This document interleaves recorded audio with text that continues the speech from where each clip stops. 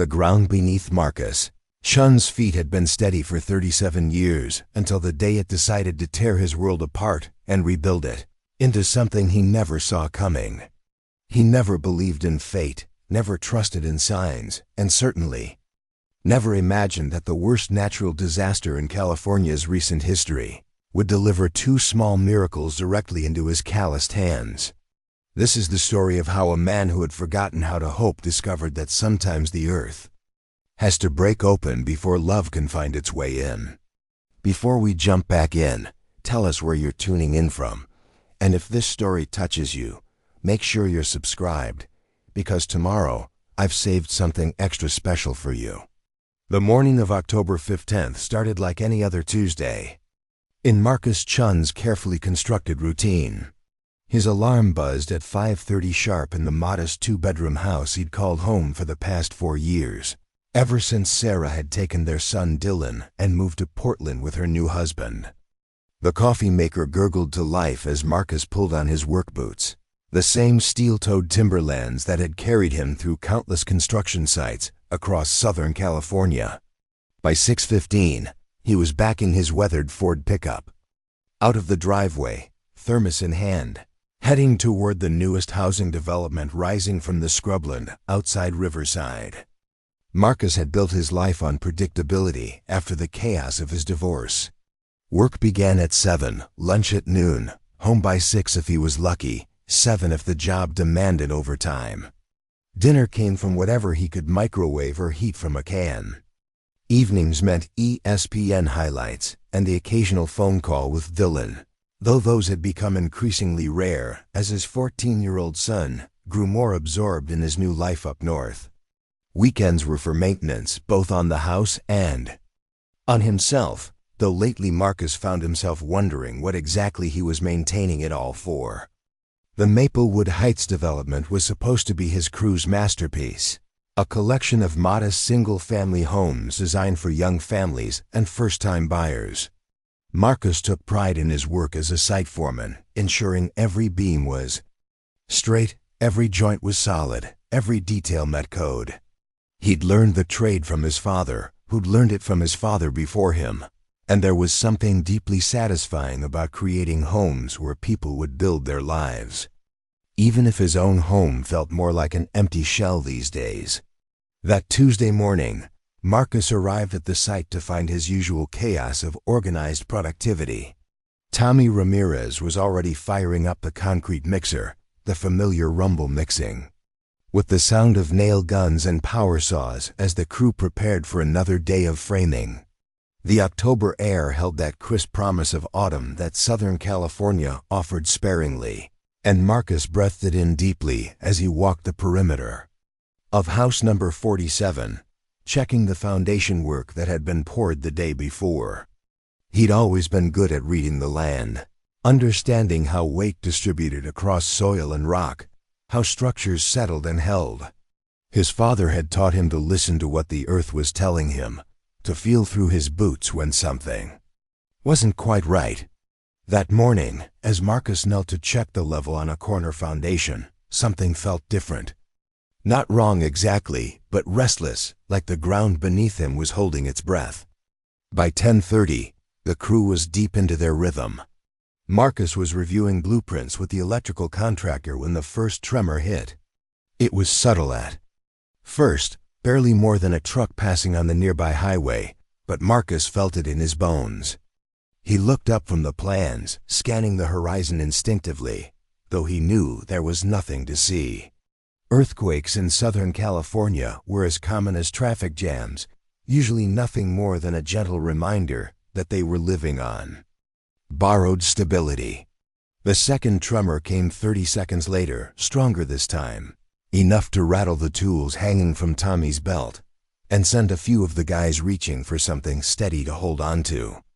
Marcus felt that familiar tightening in his chest that came with uncertainty, the same feeling he'd had the day Sarah told him she was leaving, the same sensation that accompanied every phone call from Dylan's school. Something was building, and he couldn't control it. "Just a little shaker," Tommy called out, but his voice carried a note of forced casualness that Marcus recognized immediately.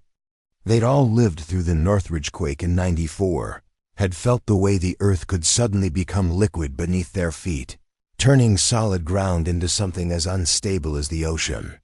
Marcus set down the blueprints and walked to the center of the site, his boots crunching on the scattered gravel. The third tremor arrived with authority, a rolling motion that seemed to emerge from deep within the earth's belly and work its way up through layers of rock and soil until it reached the surface with hungry fingers. Marcus watched his coffee slosh against the sides of his thermos, heard the sharp crack of settling lumber, felt the way his crew instinctively moved toward open ground away from the partially framed structures. Then the world exploded. The earthquake that struck at 10:47 a.m. would later be classified as a 6.8 magnitude event, centered just 12 miles southeast of the Maplewood Heights development. For Marcus Chen, magnitude measurements became irrelevant the moment the ground beneath his feet began to undulate like water, transforming the solid earth into something fluid and untrustworthy. The sound was what hit him first, a deep rumbling that seemed to emerge from the planet's core, building into a roar that drowned out the screams of his crew and the groaning protests of the half-built houses around them. Marcus had been through earthquakes before, but this was different. This wasn't the sharp jolt and release of a surface tremor or the gentle swaying of a distant event. This was the earth itself coming apart, opening chasms that seemed to lead straight to hell, and spitting up chunks of asphalt and concrete like an angry giant clearing its throat. The partially completed houses of Maplewood Heights, structures that had seemed so solid and permanent just moments before, began to dance and sway like children's toys in the hands of a temperamental toddler. He watched house number 47, the one they'd been working on all morning, fold in on itself with a sound like breaking bones. The carefully measured lumber, the precisely cut joints, the foundation he'd personally inspected, all of it crumbling into a pile of splinters and dust as if it had never been more than a house of cards. Tommy Ramirez went down hard, caught by a falling piece of scaffolding, and Marcus found himself running toward his friend without conscious thought, his body moving on instincts honed by years of job site emergencies.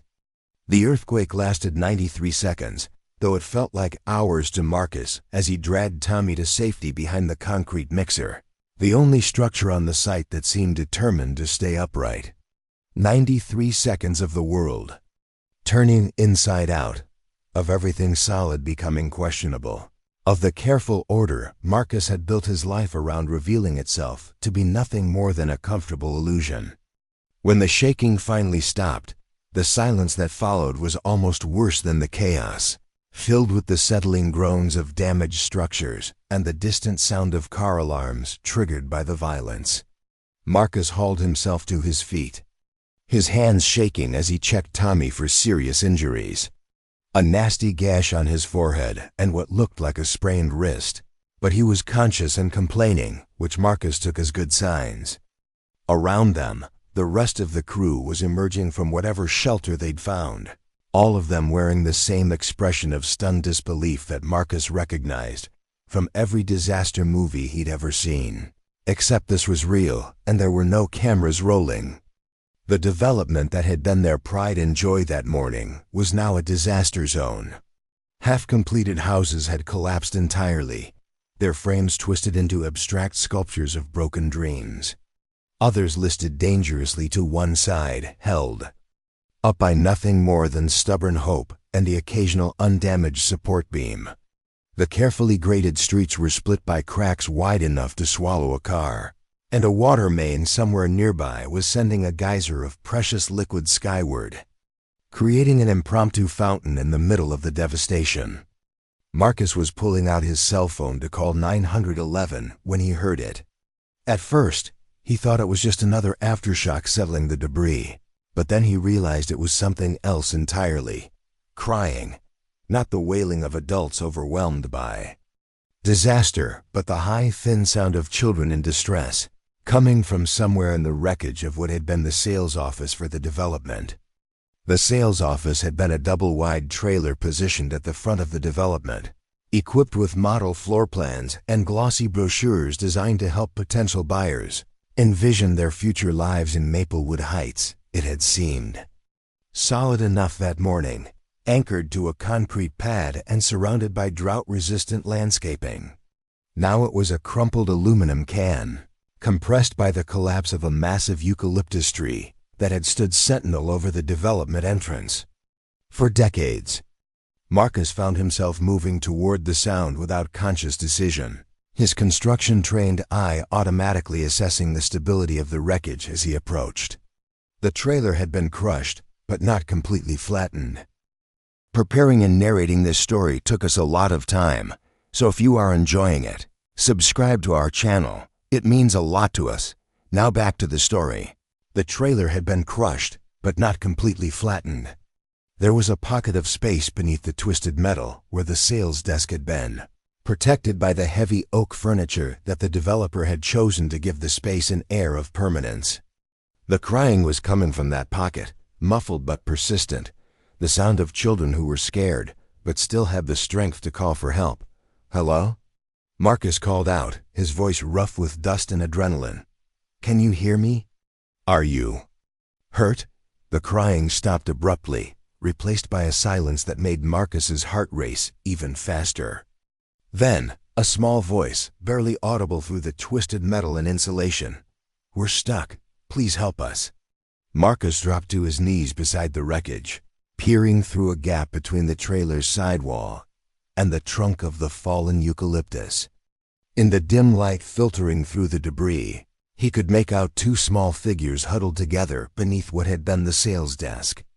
Twins, he realized, identical girls who couldn't have been more than 6 or 7 years old, with dark hair and wide eyes that reflected what little light reached them in their makeshift shelter. "Okay, sweetheart, I can see you," Marcus said, surprised by how calm his voice sounded. "My name is Marcus. I'm going to get you out of there, but I need you to be very brave and very still while I work, okay? Can you tell me your names?" "I'm Emma," said one of the girls, her voice trembling but determined. "This is Lily. We were here with our mom. But then everything started shaking and the tree fell down and we can't find her." Marcus felt his stomach drop. Their mother was somewhere in this wreckage, possibly injured, possibly worse. But his immediate priority had to be the children he could see, the ones he might actually be able to help. "Where exactly were you when the shaking started?" he asked, already mentally calculating the best way to extract them without causing further collapse. "Mom was talking to the nice lady about buying a house," Lily said, speaking for the first time. Her voice was smaller than her sister's, more frightened. "We were sitting at the table looking at the pictures. Then everything went crazy and the ceiling came down, and Mom pushed us under the desk and told us to stay there no matter what." Smart mother, Marcus thought grimly. The heavy oak desk had probably saved their lives, creating the protective pocket that had kept them from being crushed when the trailer collapsed.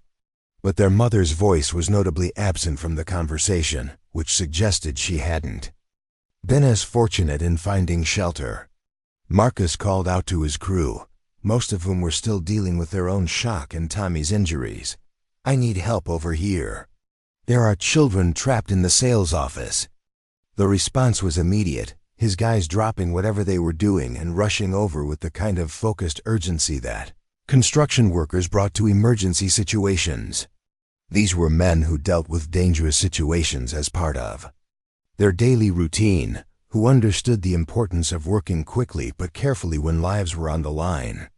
"What do we have, boss?" asked Jim Rodriguez, the crew's most experienced carpenter, already sizing up the collapsed structure with a professional eye.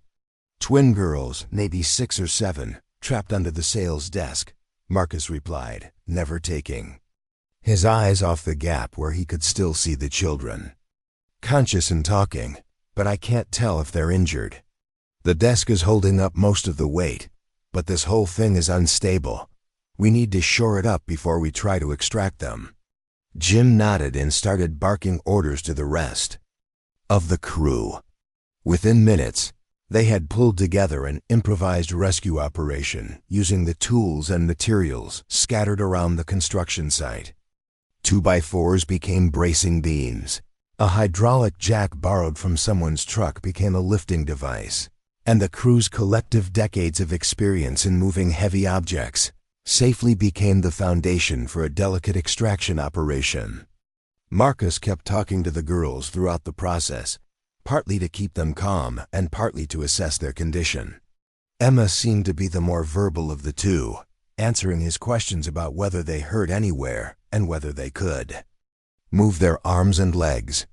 Lily remained mostly silent, but Marcus could see her watching his every move through the gap in the debris, her dark eyes tracking his progress with an intensity that suggested she was taking in every detail of their rescue. "Are you going to get us out?" Emma asked during a brief pause in the work as Jim adjusted the position of a support beam. "Absolutely," Marcus replied without hesitation. "That's what I do, sweetheart.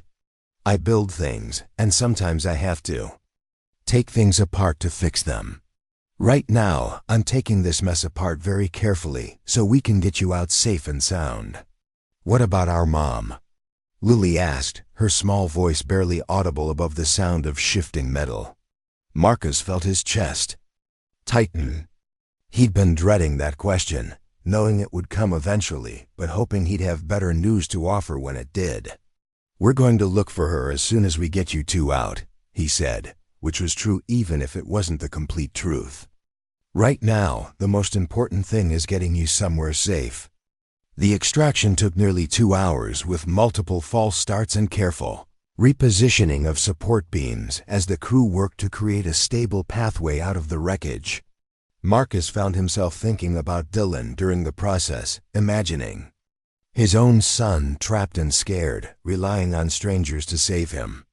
The thought added an extra urgency to his movements, a personal stake in the outcome that went beyond his natural inclination to help. When they finally widened the gap enough for the girls to crawl out, Emma emerged first, her small frame surprisingly agile as she navigated the twisted metal with Marcus guiding her every movement. She was dirty and scared, her purple t-shirt torn and her jeans scuffed, but she appeared to be uninjured beyond a few minor scrapes. Lily followed more cautiously, requiring more coaxing and encouragement, but she too seemed to have escaped serious harm. Marcus found himself holding both girls as they emerged fully from the wreckage, their small bodies trembling against his chest as the reality of their situation hit them. They smelled like dust and fear, and that particular scent children carried. A mixture of innocence and resilience that made something deep in Marcus's chest ache with unexpected emotion. He'd forgotten what it felt like to be needed by someone small and vulnerable, to be the safe harbor in a storm. The search for their mother took another hour, with the crew carefully dismantling the rest of the collapsed trailer piece by piece. They found her beneath what had been the reception area, protected partially by an overturned filing cabinet, but caught by a falling beam that had struck her head. Sarah Chen, 32 years old, according to the identification they found in her purse, had died almost instantly when the trailer collapsed. She'd managed to push her daughters to safety under the desk before the debris had claimed her, her final act one of maternal protection that had saved the lives of her children. Marcus was the one who had to tell the girls. He'd volunteered for the task partly because he was the one they'd bonded with during the rescue, but mostly because he couldn't bear the thought of them hearing the news from a stranger. He knelt down to their eye level in the back of the ambulance that had finally arrived on scene, looking into those dark eyes that were so full of trust and hope, and tried to find words that would make the incomprehensible somehow bearable. "Girls, I need to tell you something very important about your mom," he began, his voice steady despite the way his hands were shaking. "The doctors and I looked everywhere for her, and we found her, but she was hurt very badly when the building fell down. The hurt was so bad that she couldn't get better, even with the best doctors in the world helping her." Emma understood first, her face crumpling as the meaning of his words sank in. "You mean she's dead?" she asked, the word coming out flat and certain.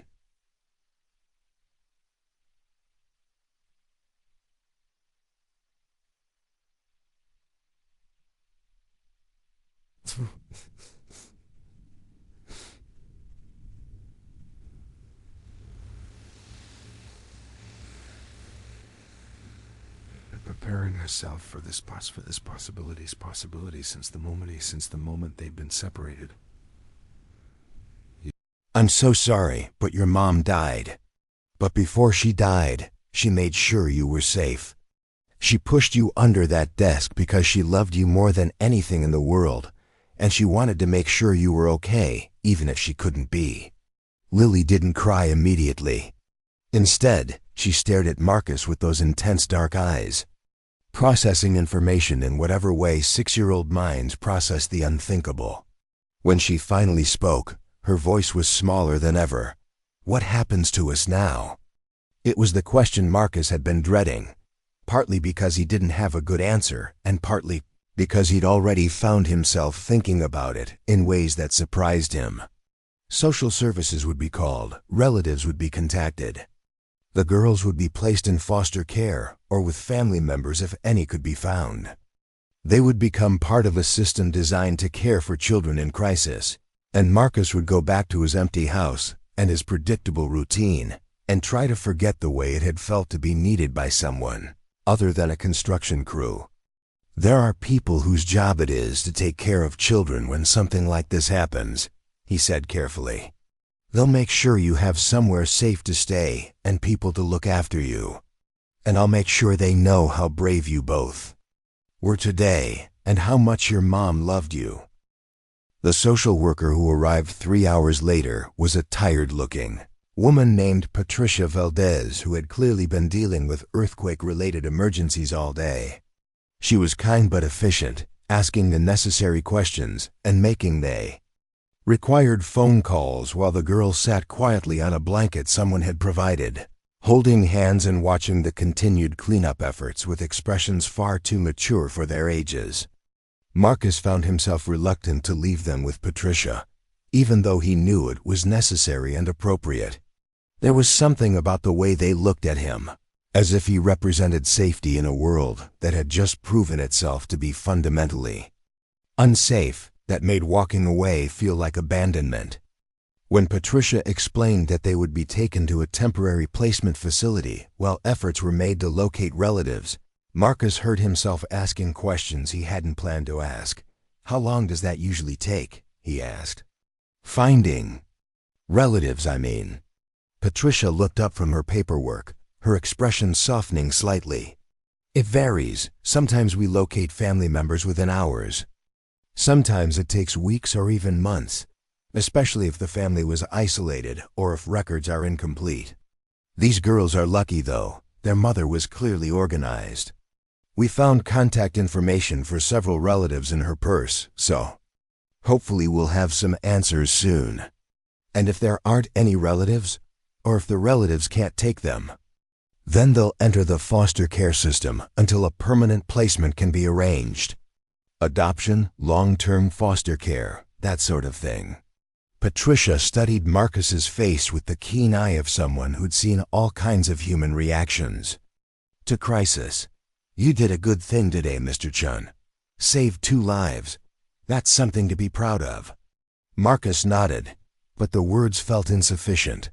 Saving their lives had been instinctive, the kind of thing any decent person would have done in the same situation. What bothered him was the idea of simply walking away now, of returning to his empty house while Emma and Lily faced an uncertain future with strangers. It didn't feel like enough somehow. As Patricia prepared to leave with the girls, Emma approached Marcus one more time. She'd been quiet since learning about her mother, but now she looked up at him with an expression that was both grateful and lost. Thank you for getting us out, she said simply. And for telling us about Mom. I know it was hard. Marcus knelt down to her level, feeling that same tightness in his chest that had been building all afternoon. You're welcome, sweetheart. You and Lily were so brave today. Your mom would be very proud of you. Will we see you again?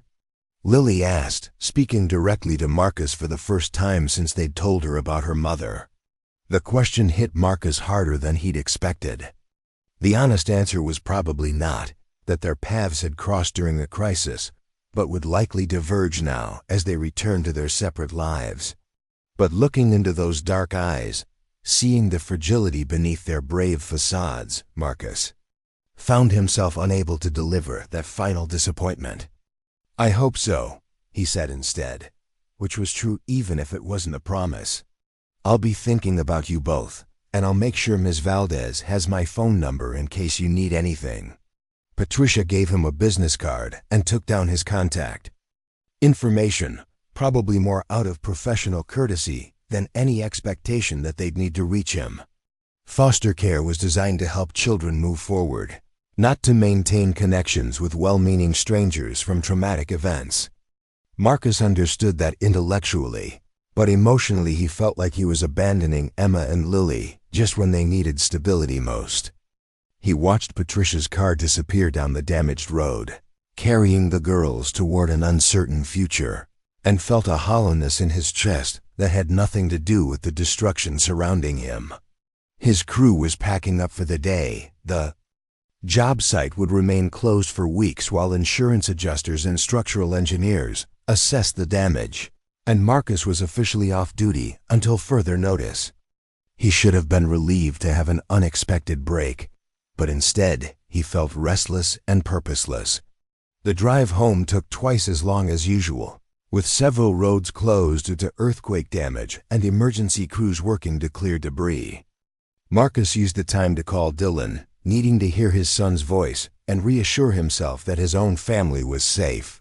The conversation was brief but reassuring, Dylan excitedly telling him about the earthquake coverage on the news and asking if his dad was okay. For a few minutes, Marcus felt like a father again instead of just a weekend visitor in his own son's life. But when he hung up the phone and pulled into his empty driveway, the loneliness hit him like a physical weight.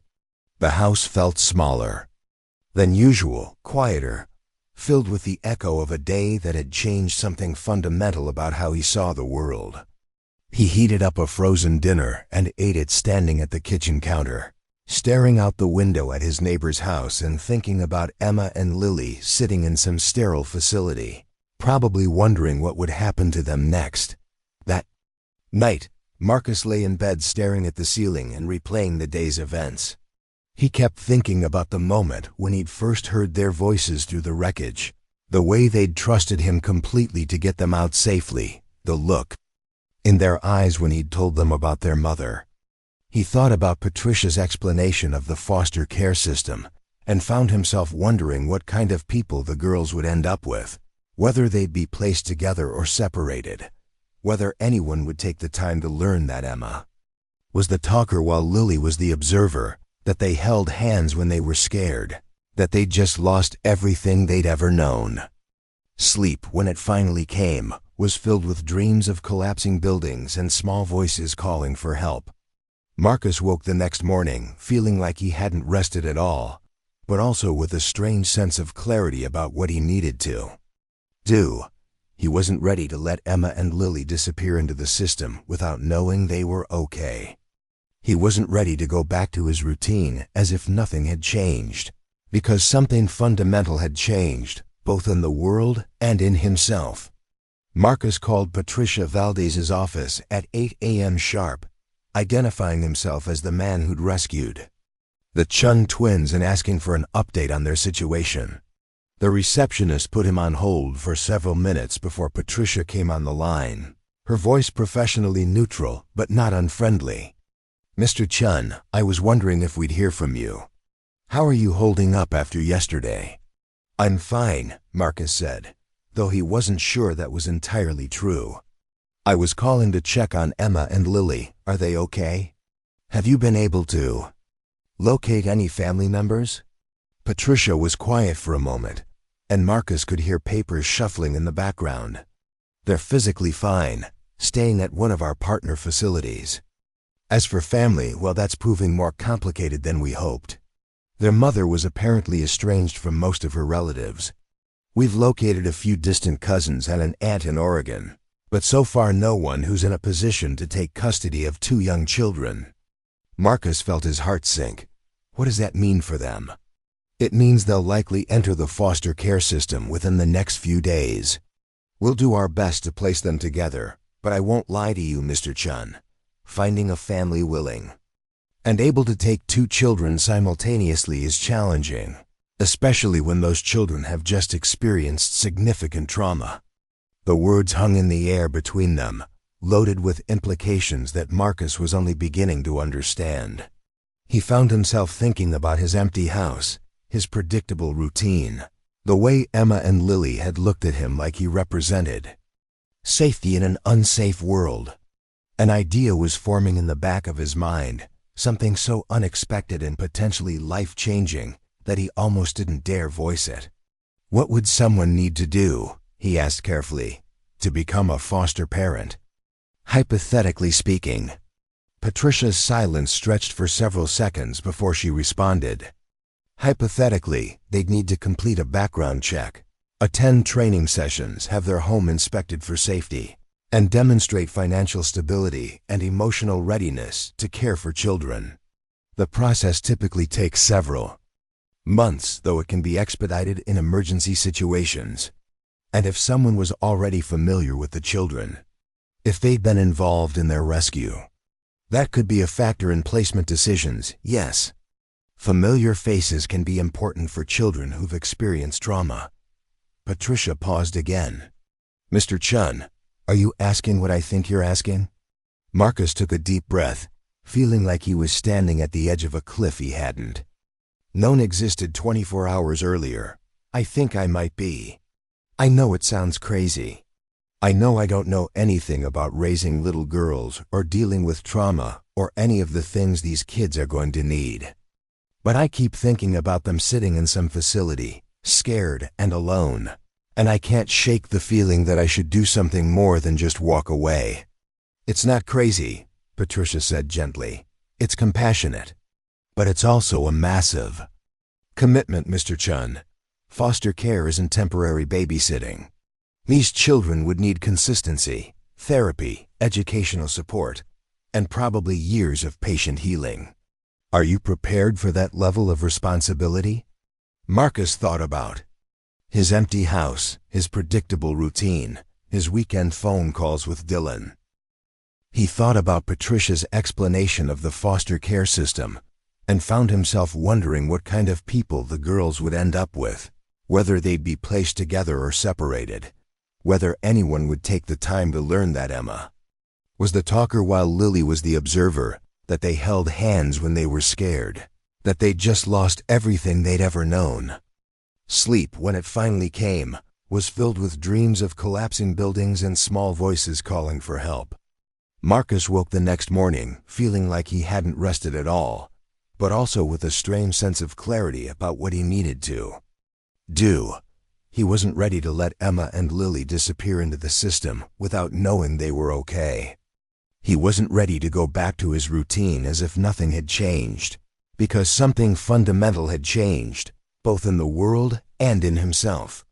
Marcus called Patricia Valdez's office at 8 a.m. sharp, identifying himself as the man who'd rescued the Chen twins and asking for an update on their situation. The receptionist put him on hold for several minutes before Patricia came on the line, her voice professionally neutral but not unfriendly. Mr. Chen, I was wondering if we'd hear from you. How are you holding up after yesterday? I'm fine, Marcus said, though he wasn't sure that was entirely true. I was calling to check on Emma and Lily. Are they okay? Have you been able to locate any family members? Patricia was quiet for a moment, and Marcus could hear papers shuffling in the background. They're physically fine, staying at one of our partner facilities. As for family, well, that's proving more complicated than we hoped. Their mother was apparently estranged from most of her relatives. We've located a few distant cousins and an aunt in Oregon, but so far no one who's in a position to take custody of 2 young children. Marcus felt his heart sink. What does that mean for them? It means they'll likely enter the foster care system within the next few days. We'll do our best to place them together, but I won't lie to you, Mr. Chen. Finding a family willing and able to take 2 children simultaneously is challenging, especially when those children have just experienced significant trauma. The words hung in the air between them, loaded with implications that Marcus was only beginning to understand. He found himself thinking about his empty house, his predictable routine, the way Emma and Lily had looked at him like he represented safety in an unsafe world. An idea was forming in the back of his mind, something so unexpected and potentially life-changing that he almost didn't dare voice it. What would someone need to do, he asked carefully, to become a foster parent? Hypothetically speaking. Patricia's silence stretched for several seconds before she responded. Hypothetically, they'd need to complete a background check, attend training sessions, have their home inspected for safety, and demonstrate financial stability and emotional readiness to care for children. The process typically takes several months, though it can be expedited in emergency situations. And if someone was already familiar with the children, if they'd been involved in their rescue, that could be a factor in placement decisions, yes.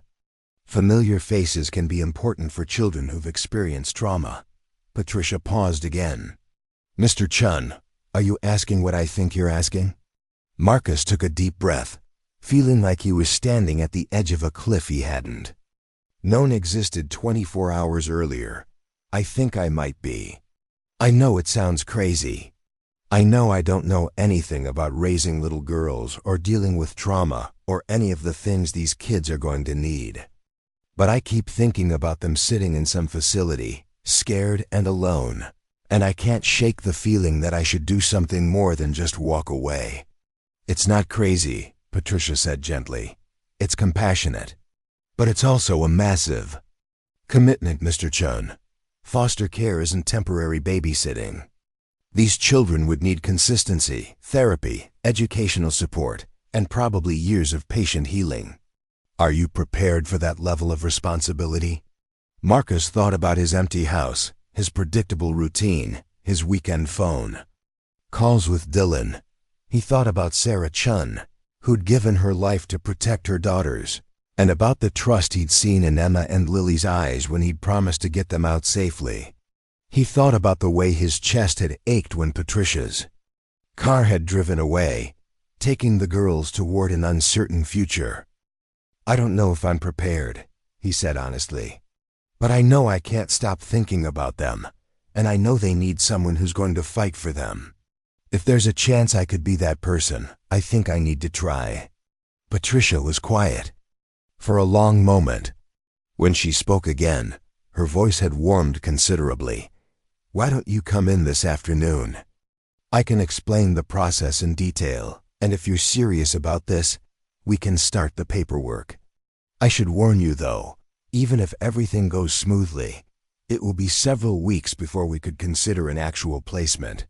These girls will need to stay in temporary care while you complete the requirements. Can I see them? While we're waiting, I mean. Would that be allowed? Supervised visits can usually be arranged, especially given your role in their rescue. I think it would probably be good for them to see a familiar face. Marcus hung up the phone feeling like he'd just volunteered for a mission he didn't fully understand, but one that felt more important than anything he'd done in years. The rational part of his mind was already listing all the reasons this was a terrible idea. He was a single man with no experience raising daughters. His own marriage had failed, his relationship with his son was strained, and his life was barely managing to maintain itself, let alone expand to include 2 traumatized children. But the rational part of his mind was being drowned out by something deeper, something that had awakened the moment he'd heard those small voices calling for help through the earthquake debris. For the first time since his divorce, Marcus Chen felt like he had a purpose that extended beyond his own survival, a reason to be something more than just a man going through the motions of living. He spent the rest of the morning cleaning his house with an intensity that surprised him, as if seeing it through the eyes of social workers and potential foster children had revealed flaws he'd been blind to for years.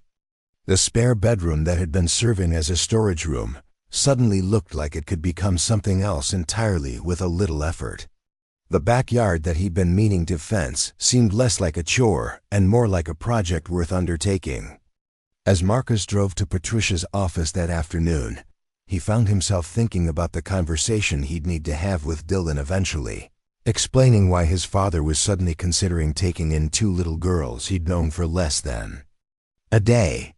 He thought about the conversation he'd need to have with Sarah, his ex-wife, about how this decision might affect their already complicated custody arrangement.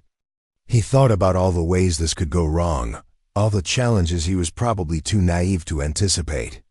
But mostly, he thought about Emma and Lily, about the way they'd held hands in the wreckage and the way they'd trusted him to keep them safe.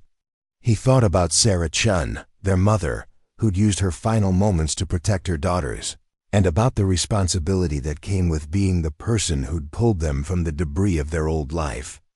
Marcus Chen had built his career on creating solid foundations, on understanding how structures held together under pressure. As he walked into Patricia Valdez's office that afternoon, he realized he was about to discover whether the foundation of his own life was strong enough to support something he'd never planned to build. The earthquake had lasted 93 seconds, but Marcus was beginning to understand that its real impact would be measured not in moments, but in the years of reconstruction that lay ahead. And for the first time since his divorce, he found himself looking forward to the challenge of building something new from the ruins of what had come before. Patricia Valdez's office smelled like coffee and determination, the kind of space where important decisions were made every day about the lives of children who had nowhere else to turn. Marcus sat across from her desk, his work-worn hands folded in his lap as she spread out a stack of forms that looked thick enough to build a small house. The afternoon sunlight filtering through the blinds cast striped shadows across the paperwork, and Marcus found himself thinking that this was probably what crossing a threshold looked like in real life. Less dramatic than the movies, but infinitely more consequential. The foster care application process, Patricia explained, was designed to be thorough rather than quick. Background checks would delve into every aspect of his life, from his financial records to his psychological fitness to care for children. Home inspections would evaluate everything from the safety of his electrical outlets to the adequacy of his refrigerator space. Training sessions would cover topics Marcus had never considered, from recognizing signs of trauma in children to understanding the legal complexities of temporary guardianship. The average timeline is 3 to 4 months, Patricia said, her pen moving across a checklist as she spoke. But given the circumstances and the fact that these children have already formed a connection with you, we can expedite certain aspects of the process. Still, you're looking at 6 to 8 weeks minimum before we could consider an actual placement. Marcus nodded, though the timeline felt both impossibly long and terrifyingly short. 6 weeks to transform himself from a man who heated frozen dinners and watched ESPN alone into someone capable of providing a stable home for 2 traumatized little girls. 8 weeks to learn everything he should have been learning for years about child development and emotional support and the 1,000 small ways that children needed care. "Can you tell me about them?" he asked. "About Emma and Lily, I mean. Beyond what happened yesterday, what do you know about their lives before the earthquake?" Patricia pulled out a different folder, this one marked with the girls' names in neat handwriting. Their mother, Sarah Chen, was a single parent. Divorced about 2 years ago, according to the records we found. The father isn't in the picture. Apparently moved out of state after the divorce and hasn't maintained contact. Sarah worked as a dental hygienist, lived in a small apartment in Riverside. By all accounts, she was devoted to her daughters. Marcus absorbed this information, building a picture of a woman who had been doing her best to provide for her children alone, just as he'd been trying to maintain his own life after his marriage fell apart. What about school? Friends? Any routines? Or habits I should know about? Emma and Lily attend Riverside Elementary 2nd grade. Their teacher describes them as quiet but engaged students, very close to each other, sometimes shy around other children. Emma is more outgoing. Lily tends to observe before participating. They both love books. Apparently Sarah read to them every night. They've been asking about their stuffed animals, which were lost in the apartment when a water pipe burst during the earthquake. The detail about the stuffed animals hit Marcus unexpectedly hard. In all his focus on the big picture of becoming a foster parent, he hadn't thought about the small losses, the everyday comforts that had been stripped away along with everything else the girls had known. Is there any way to replace them? The stuffed animals, I mean. Patricia smiled, the first genuine warmth he'd seen from her since they'd started talking. That's exactly the kind of thinking that tells me you might be good at this, Mr. Chen. Yes, we can arrange for you to take them shopping. Or if you know what they looked like, you might try to find similar ones. It's those little gestures that help children feel like someone is paying attention to what matters to them. The rest of the afternoon was spent filling out forms and scheduling the various appointments that would comprise Marcus's crash course in becoming a foster parent. Background check paperwork that asked about every job he'd held, every address he'd lived at, every significant relationship in his adult life. Financial disclosure forms that would give social services access to his bank records, tax returns, and credit history. Medical forms that would require a physical exam and psychological evaluation. The psychological evaluation isn't something to worry about, Patricia assured him as she handed him the appointment card. It's just to make sure you're emotionally stable and prepared for the challenges that come with caring for children who've experienced trauma. Dr. Rebecca Martinez is excellent, very experienced with prospective foster parents. Marcus pocketed the card, adding it to the growing collection of appointments that would fill his weeks. Home inspection on Thursday, first training session on Saturday, psychological evaluation the following Tuesday. His calendar, which had been mostly empty since the construction site shut down, was suddenly booked solid with the business of reshaping his life. One more thing, Patricia said as they prepared to wrap up the meeting. I mentioned that supervised visits might be possible while you're going through the process. The girls are staying at Sunshine House, one of our partner facilities. It's a good place, but it's still institutional care. I think seeing you might help them feel less alone, and it would give you a chance to start building a relationship with them in a structured environment. Marcus felt his heart rate increase at the prospect of seeing Emma and Lily again. When could that happen? I'll need to arrange it with the facility director, but possibly as early as this weekend. Just a few hours, probably in a common area with a supervisor present. Nothing too formal, just a chance for you to spend some time together. The drive home from Patricia's office felt different than the drive there had, as if Marcus was returning to a house that was already changing, even though nothing physical had been altered yet. He found himself looking at his living room with new eyes, imagining how it would feel to two little girls who'd lost everything familiar. The television that dominated one wall suddenly seemed too large, too aggressive. The lack of books on his shelves became glaring when he thought about children who loved to be read to every night. That evening, Marcus did something he hadn't done in months. He called his ex-wife Sarah, not just to check on Dylan, but to have a real conversation about something important. The phone rang 4 times before she answered, her voice carrying that cautious tone she'd developed whenever his name appeared on her caller ID. Marcus, is everything okay? Dylan said you were caught in that earthquake yesterday. I'm fine, Marcus said, settling into his kitchen chair with a cup of coffee.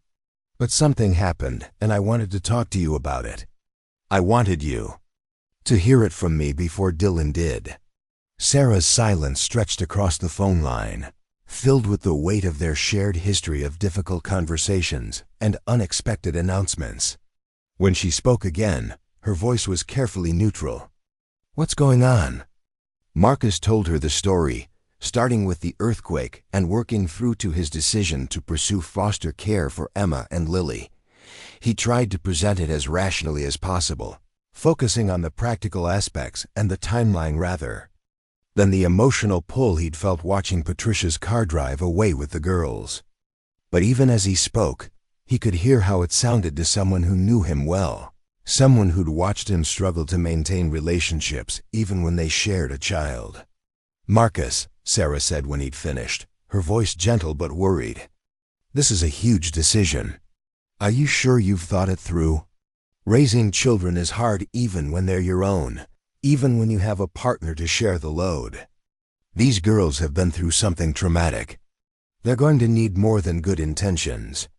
"I know it sounds impulsive," Marcus admitted, "and maybe it is. But Sarah, when I pulled them out of that wreckage and saw the trust in their eyes, it changed something in me. I can't explain it rationally, but I know I can't just walk away and pretend it never happened." Sarah was quiet for a long moment, and Marcus could hear the sound of dishes being put away in the background, the familiar rhythms of domestic life that he'd once shared and lost. When she spoke again, her voice was softer, more like the woman he'd married than the stranger she'd become during their divorce. "How does Dylan feel about this? Have you talked to him?" "Not yet. I wanted to talk to you first, to make sure you were okay with him knowing about it. I don't want this to affect his visits or make things more complicated between us. Marcus, for what it's worth, I think this might be good for you. You've been so lost since the divorce, just going through the motions. And Dylan, well, he's at an age where having little sisters around might actually be good for him. Give him a chance to be the big brother, you know." The conversation with Dylan the next evening went better than Marcus had expected. His 14-year-old son listened to the story with the kind of intense focus he usually reserved for video games or basketball highlights, asking practical questions about the timeline and what it would mean for their weekend visits. "So they're like actually orphans now?" Dylan asked, his voice carrying a mixture of fascination and sympathy that reminded Marcus of why he'd fallen in love with parenthood in the first place. "They are. Their mom died protecting them, and there's no other family who can take care of them." Dylan was quiet for a moment, processing this information in whatever way teenage boys process the concept of sudden tragedy. "Are they cool? I mean, for little kids?" Marcus smiled at the question, so typically Dylan, and yet so fundamentally caring. "They're pretty amazing, actually. Emma talks a lot, asks questions about everything. Lily is quieter, but she sees everything that's going on around her. They look out for each other. When do I get to meet them?" The question caught Marcus off guard, not because it was unexpected, but because it represented a level of acceptance and support he hadn't dared to hope for. Dylan's willingness to include the girls in his concept of their family, even tentatively, felt like the first external validation that this decision might not be completely insane. "If everything goes according to plan, maybe in a few weeks. You'll have to be patient with them, though. They've been through something really scary, and it's going to take them time to trust new people." "I'm good with kids," Dylan said with the confident certainty of adolescence. "And I've always wanted brothers or sisters." After hanging up, Marcus sat in his living room and tried to imagine it filled with the sounds of children, with Emma's questions and Lily's quiet observations and Dylan's patient explanations of whatever sport was on television.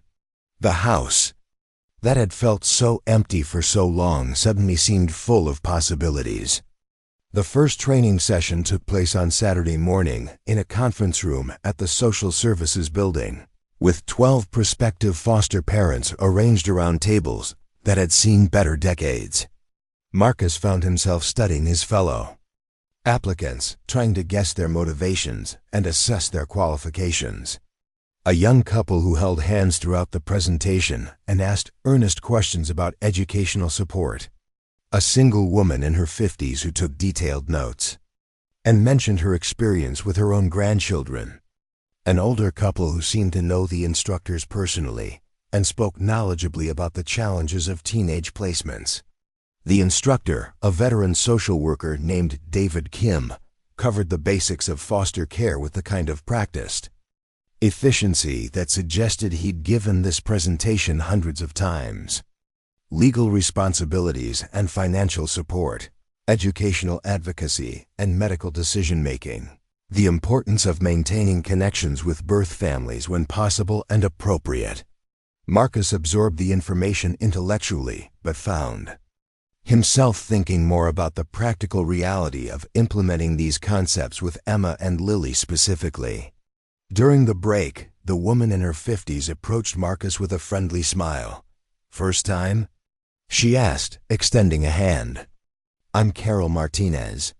I've been fostering for about 8 years now, mostly teenagers." Marcus Chen, and yes, first time. "Actually, this whole thing started because I rescued these 2 little girls from the earthquake, and now I can't stop thinking about what happens to them next." Carol's expression shifted to something warmer, more knowing. "Ah, you're one of those, the ones who back into foster care through their hearts instead of their heads. Those tend to work out well, actually. The kids can tell the difference between someone who's doing it because they think they should and someone who's doing it because they can't imagine not doing it." The observation stuck with Marcus through the rest of the session as David covered topics like trauma responses and attachment disorders, therapeutic parenting, and the importance of consistent routines. Marcus found himself taking notes not on the general principles, but on how they might apply to Emma and Lily specifically, how he might help them feel safe enough to sleep through the night, how he might encourage Emma's curiosity while respecting Lily's need for observation time. Sunday brought the home inspection, conducted by a cheerful woman named Janet Torres, who arrived with a clipboard and a measuring tape and an eye for details Marcus hadn't considered. Electrical outlet covers for child safety, even though Emma and Lily were old enough to understand electrical dangers. Proper storage for cleaning supplies and medications, even though his medicine cabinet contained nothing more dangerous than aspirin and antacids. Window guards and stair gates and a dozen other modifications that would transform his bachelor pad into a space safe for children. "The good news is that you don't need to do everything at once," Janet explained as she made notes about his smoke detectors and checked the locks on his doors. "The girls are 7, not toddlers, so some of the more extensive childproofing isn't necessary. But you'll need to think about privacy, about giving them space that feels like theirs rather than just temporary accommodation." Marcus walked through his house with Janet, seeing it through the eyes of children who would need it to become home. The spare bedroom that had been serving as storage would obviously need to be cleared and furnished appropriately. But beyond that, Janet helped him think about the less obvious aspects of creating a welcoming environment. A place for the girls to do homework, books and games appropriate for their age level, a bathroom step stool so they could reach the sink independently. "What about the backyard?" Janet asked, peering through the sliding glass door at the patch of brown grass and neglected landscaping that Marcus had been meaning to address for months. "It's not much to look at right now," Marcus admitted. "But I've been thinking about putting in a fence, maybe creating some kind of play area." Janet made a note on her clipboard. "Fenced yards aren't required, but they're definitely preferred, especially for younger children. Gives them a safe space to play outside without constant supervision." "Have you thought about a swing set or other play equipment?" Marcus hadn't, but he found himself imagining Emma and Lily playing in a backyard that was actually designed for children, rather than just endured by an adult who didn't spend much time outdoors. Another item for his growing list of projects that would need to be completed before the girls could move in. Monday brought the psychological evaluation with Dr. Rebecca Martinez, conducted in an office that managed to feel both professional and welcoming. Dr. Martinez was younger than Marcus had expected, probably in her late 30s, with an easy manner that made the process feel more like a conversation than an interrogation.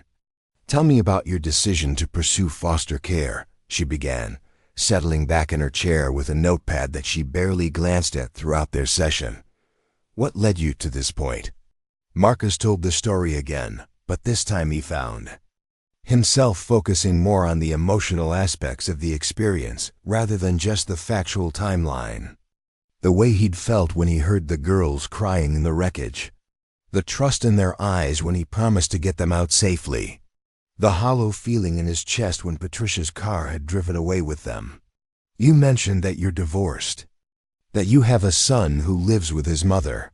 How do you think your experience as a parent will translate to caring for Emma and Lily? The question forced Marcus to confront something he'd been avoiding thinking about directly.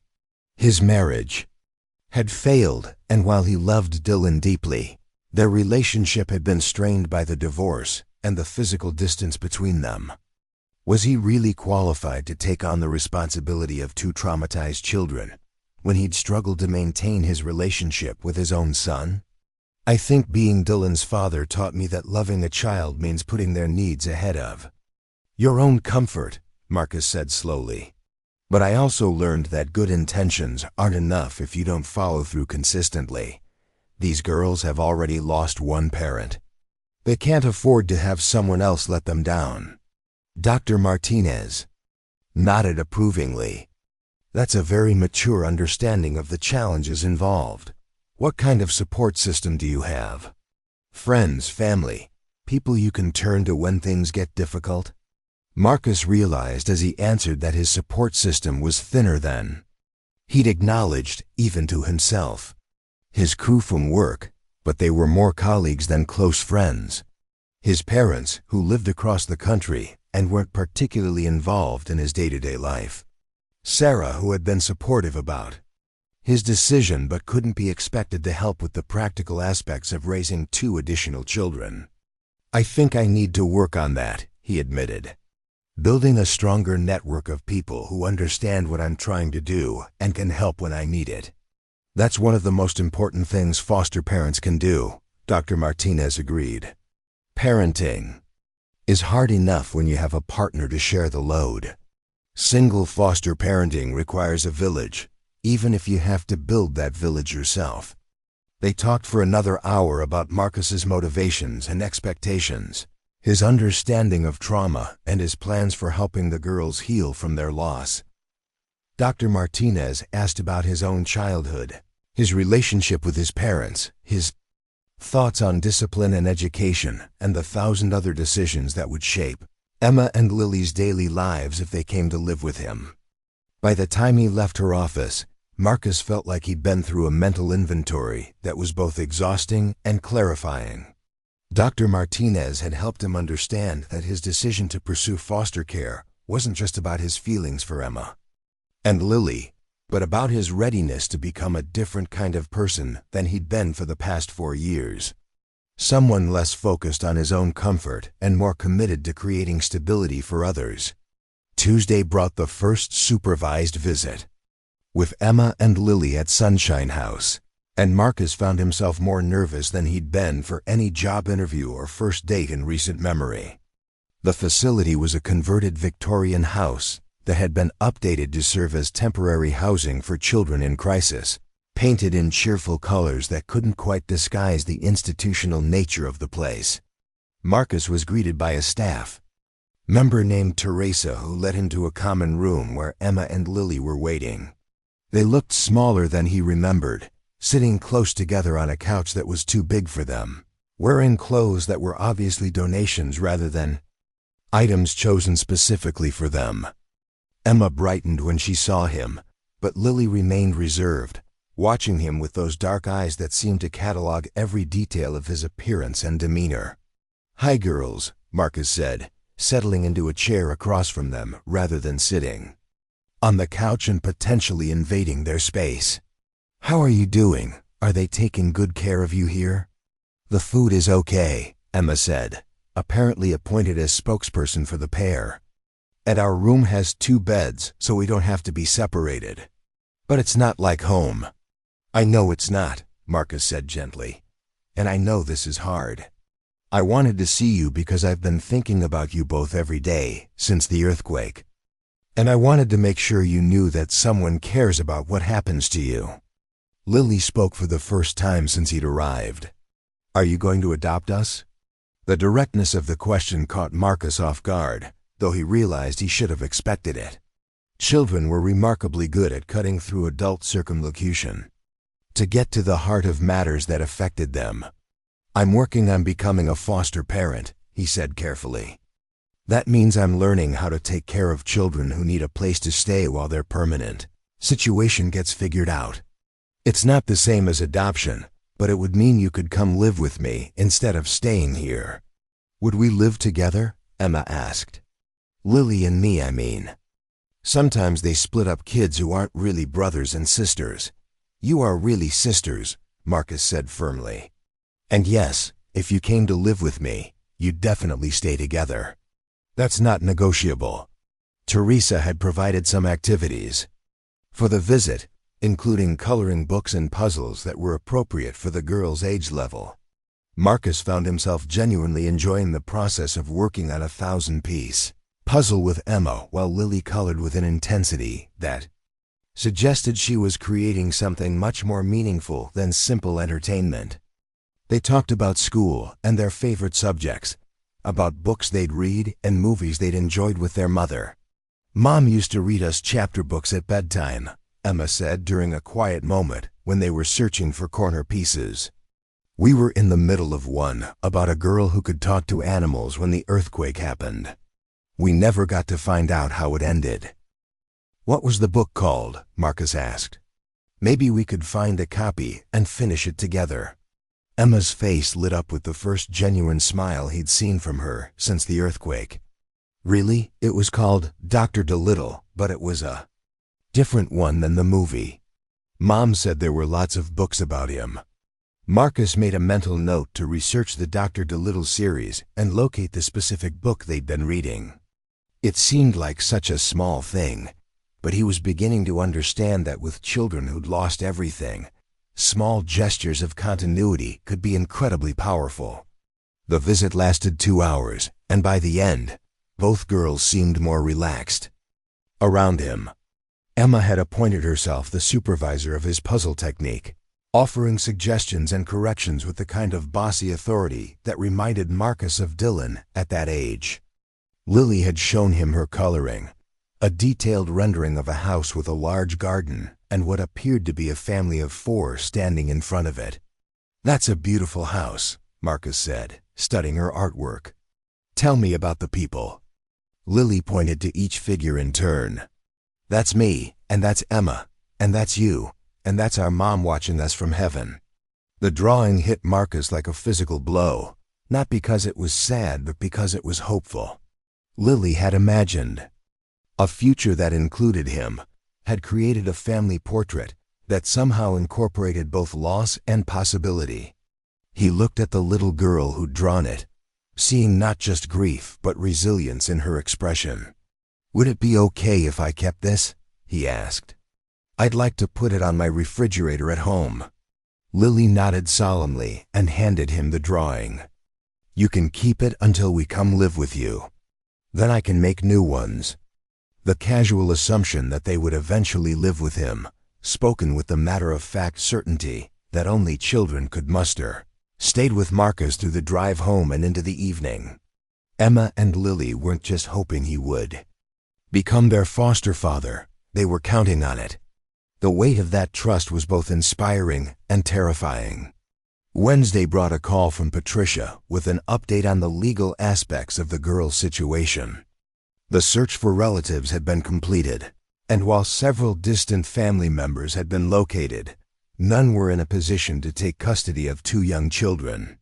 Emma and Lily would officially enter the foster care system by the end of the week, making them available for placement with qualified families. "How much longer do you think your approval process will take?" Patricia asked. Marcus consulted the calendar he'd been maintaining religiously since starting the process. "I have 3 more training sessions, the home inspection follow-up next week, and then the final review meeting. Maybe 3 weeks if everything goes smoothly. I'll do what I can to expedite things on our end," Patricia promised. "These girls have been through enough disruption. The sooner we can get them into a stable placement, the better." That evening, Marcus drove to the bookstore in the mall, something he hadn't done in years. The children's section was larger then. He remembered, with colorful displays and reading nooks designed to encourage young customers to explore. He found the Dr. Dolittle series and purchased the entire set, along with several other books that the helpful clerk recommended for children Emma and Lily's age. He also stopped by the toy store, feeling completely out of his depth as he wandered aisles filled with products he didn't recognize. Dolls and action figures and building sets that seemed to require engineering degrees to assemble.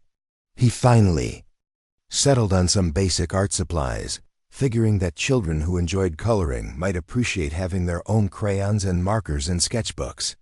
Thursday's training session focused on educational advocacy, helping foster parents understand their role in supporting children's academic success. Marcus learned about IEPs and 504 plans, about the importance of communicating with teachers about children's home situations, about recognizing signs that a child might be struggling academically due to trauma rather than ability. The instructor emphasized that children in foster care often experienced educational disruption, changing schools multiple times as they moved between placements. Maintaining educational stability, even when other aspects of a child's life were in flux, could be crucial for their long-term success. Marcus thought about Emma and Lily's teacher at Riverside Elementary, wondering if they would be able to stay in the same school if they came to live with him. His house was in a different district, which would mean another change for girls who had already experienced too many changes. He made a note to discuss transportation options with Patricia, to see if there was a way to minimize the educational disruption. Friday brought the follow-up home inspection, with Janet returning to check on the modifications Marcus had made to prepare his house for children. He'd spent the week child-proofing electrical outlets and securing cabinets, installing window guards, and purchasing the appropriate furniture for the spare bedroom. The room that had been filled with storage boxes and forgotten projects was now painted a cheerful yellow and furnished with twin beds, a dresser, and a small desk for homework. "This looks wonderful," Janet said, making notes on her clipboard. As she examined the new setup, "You've thought about privacy and personalization, which is important. Children need to feel like they have their own space, not just temporary accommodation." Marcus had hung Lily's drawing on the wall between the two beds, the only decoration in a room that would otherwise have felt sterile. He'd also placed the Dr. Dolittle books on the small bookshelf he'd installed, along with the art supplies he'd purchased and a few stuffed animals he hoped might help replace the ones the girls had lost. "What about outdoor space?" Janet asked, looking through the bedroom window at the backyard. "I've got a contractor coming next week to install a fence," Marcus replied.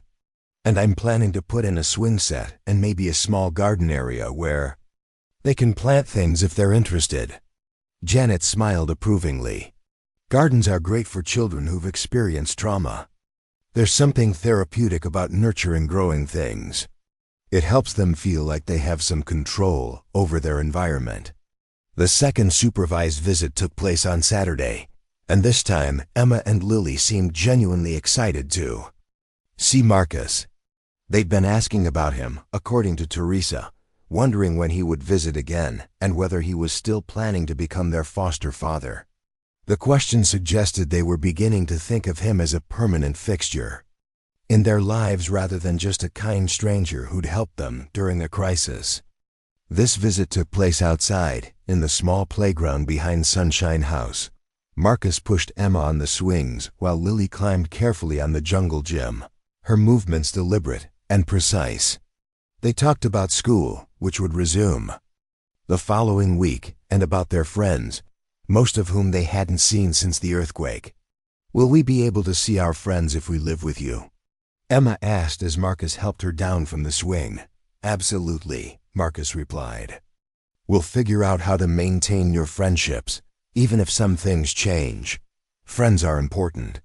Lily had been quiet for most of the visit, but as they prepared to go back inside, she approached Marcus with a serious expression. "Are you sure you want us?" she asked. "We're not your real kids." The question broke Marcus's heart and clarified his resolve simultaneously. He knelt down to her eye level, looking into those dark eyes that had seen too much loss for someone so young. "Lily, I want you and Emma more than I've wanted anything in a very long time," he said quietly. "And being real kids isn't about sharing DNA or having the same last name. It's about caring for each other and being a family by choice. If you and Emma are willing to try being my daughters, I'm definitely willing to try being your dad."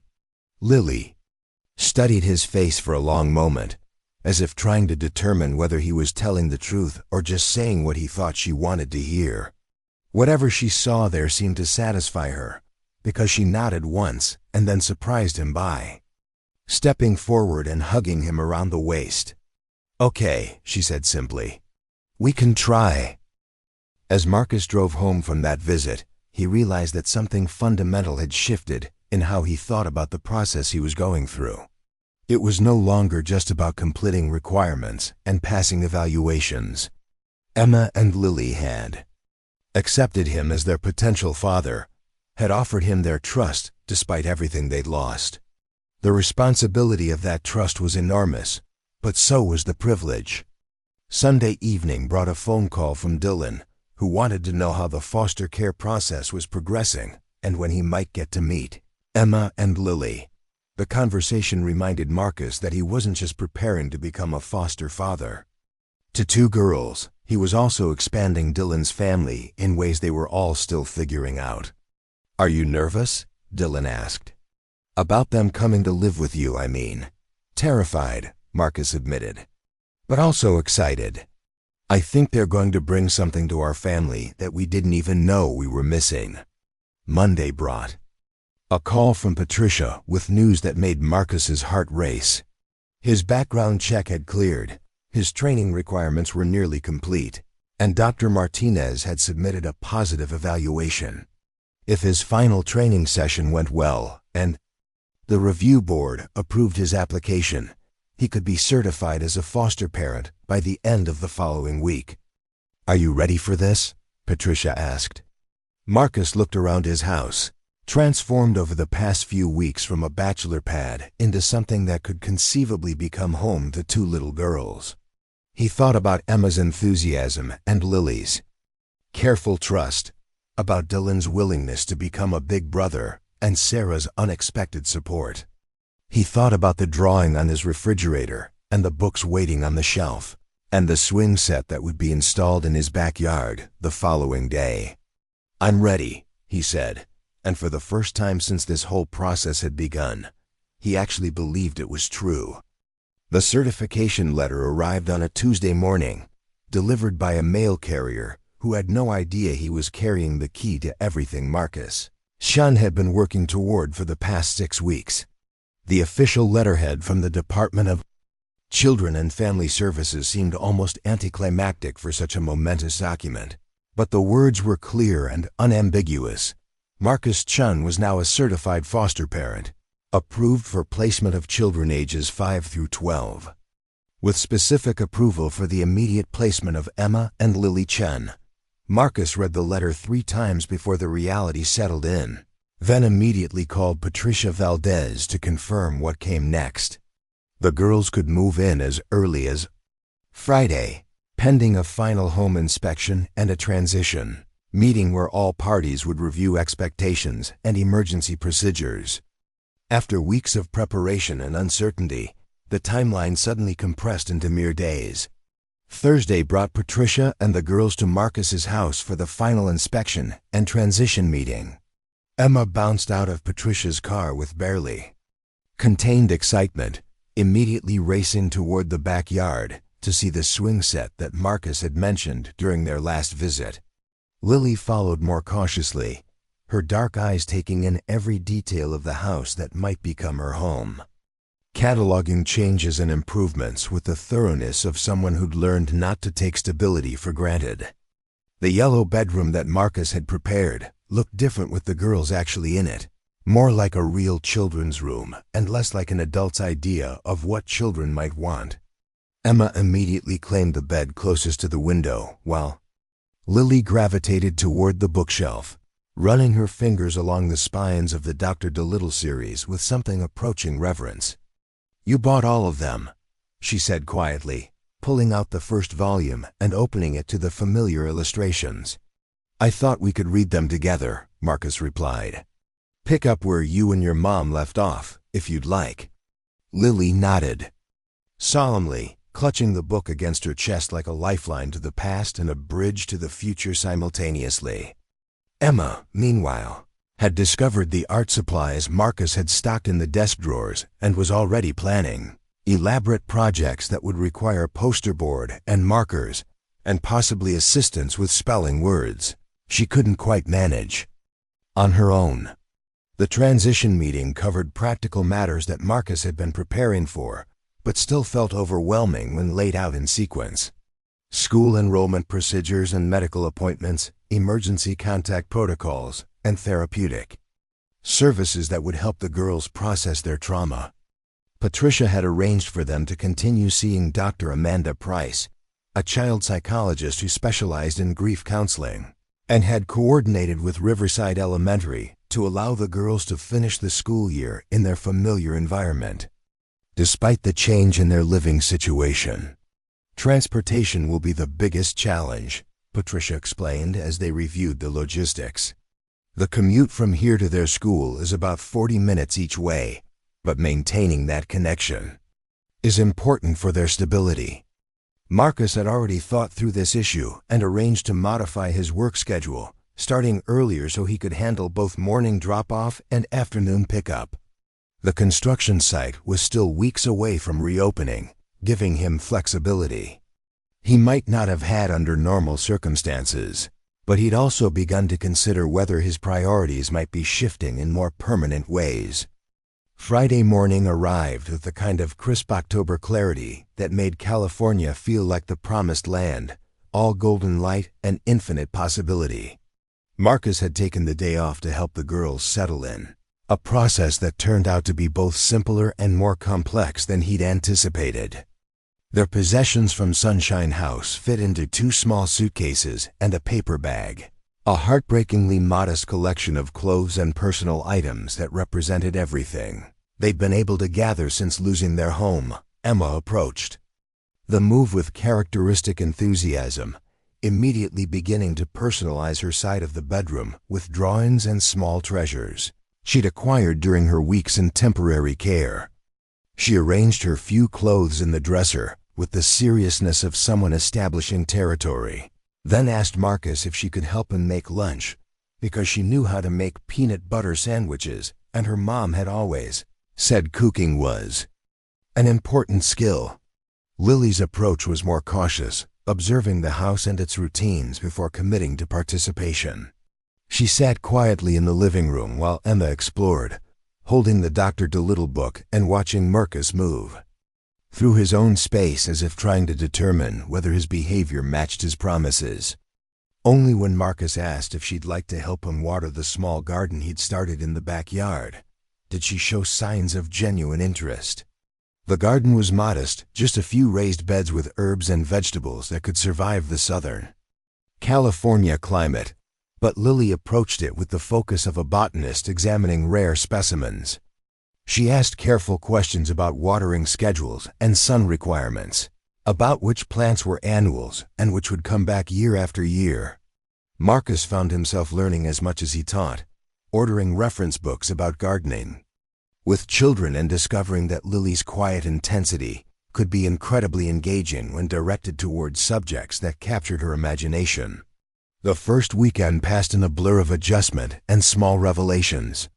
Emma's conversational style required constant engagement, a running commentary on everything from the neighborhood dogs to the television programs she'd never been allowed to watch, to her opinions about the relative merits of different breakfast cereals. Lily communicated more through actions than words, helping with household tasks without being asked, organizing her possessions with meticulous care, sitting close to Marcus during their evening reading sessions without explicitly requesting the contact. Sunday evening brought their first family dinner, a deliberately casual affair that nevertheless felt loaded with significance. Marcus had attempted to cook something more ambitious than his usual microwaved meals, settling on spaghetti and meatballs. After consulting a cookbook he'd purchased specifically for the occasion, Emma appointed herself sous chef, stirring sauce and chattering about her favorite foods, while Lily set the table with mathematical precision. The conversation during dinner revealed layers of the girls' personalities that Marcus was still discovering. Emma's questions ranged from practical matters about school supplies to philosophical inquiries about why earthquakes happen and whether their mother could see them from heaven. Lily's contributions were fewer, but often more profound observations about the way the light fell through the dining room window or gentle corrections to Emma's more dramatic retellings of recent events. After dinner, as they settled into the living room for their promised reading session, Emma curled up on one side of Marcus while Lily claimed the other, both girls fitting against him with the natural ease of children who'd decided to trust. Marcus opened the Dr. Dolittle book to the bookmark he'd found tucked between pages, marking the spot where their previous life had been interrupted by catastrophe. Chapter 7, he read aloud. The Bridge of Apes. As he continued reading, picking up the story of the doctor's adventures in Africa, Marcus felt a sense of completion that had nothing to do with the plot and everything to do with the weight of the two small bodies leaning against him, breathing in rhythm with his voice as he brought their mother's bedtime ritual back to life. Monday brought the return to school, a milestone that required careful coordination and emotional preparation. Marcus arrived at Riverside Elementary with both girls in tow, meeting with their teachers and the school counselor to discuss their changed circumstances and any special accommodations they might need. Emma's teacher, Mrs. Rodriguez, had clearly prepared her classroom for the girls' return, with welcome back cards from classmates and a special project that would allow Emma to share her experiences only if and when she felt ready. Lily's teacher, Mr. Kim, took a different approach, quietly providing extra structure and predictable routines that would help her feel secure in an environment that had remained constant, even while everything else in her life had changed. He'd also arranged for Lily to spend part of each day helping in the school library, recognizing her love of books and her need for quiet spaces where she could retreat when social interaction became overwhelming. The afternoon pickup routine quickly became one of Marcus's favorite parts of the day. Emma would burst out of her classroom with stories and artwork and elaborate plans for afternoon activities, while Lily would emerge more quietly, often carrying a book she'd borrowed from the library and wearing the slightly overwhelmed expression of someone who'd spent 6 hours managing social interactions. The drive home gave them all time to decompress and reconnect, Emma chattering about her day while Lily gradually relaxed in the familiar safety of Marcus's truck. Tuesday evening brought an unexpected challenge when Emma woke up screaming from a nightmare, the first major disruption to the peaceful routine they'd been establishing. Marcus found her sitting up in bed, crying and calling for her mother, while Lily hovered nearby looking helpless and frightened. It was Marcus's first real test as a foster parent, requiring him to provide comfort for trauma he couldn't fix and reassurance for fears he couldn't simply explain away. He sat on Emma's bed and gathered her against his chest, letting her cry, without trying to minimize her grief or rush her toward calm.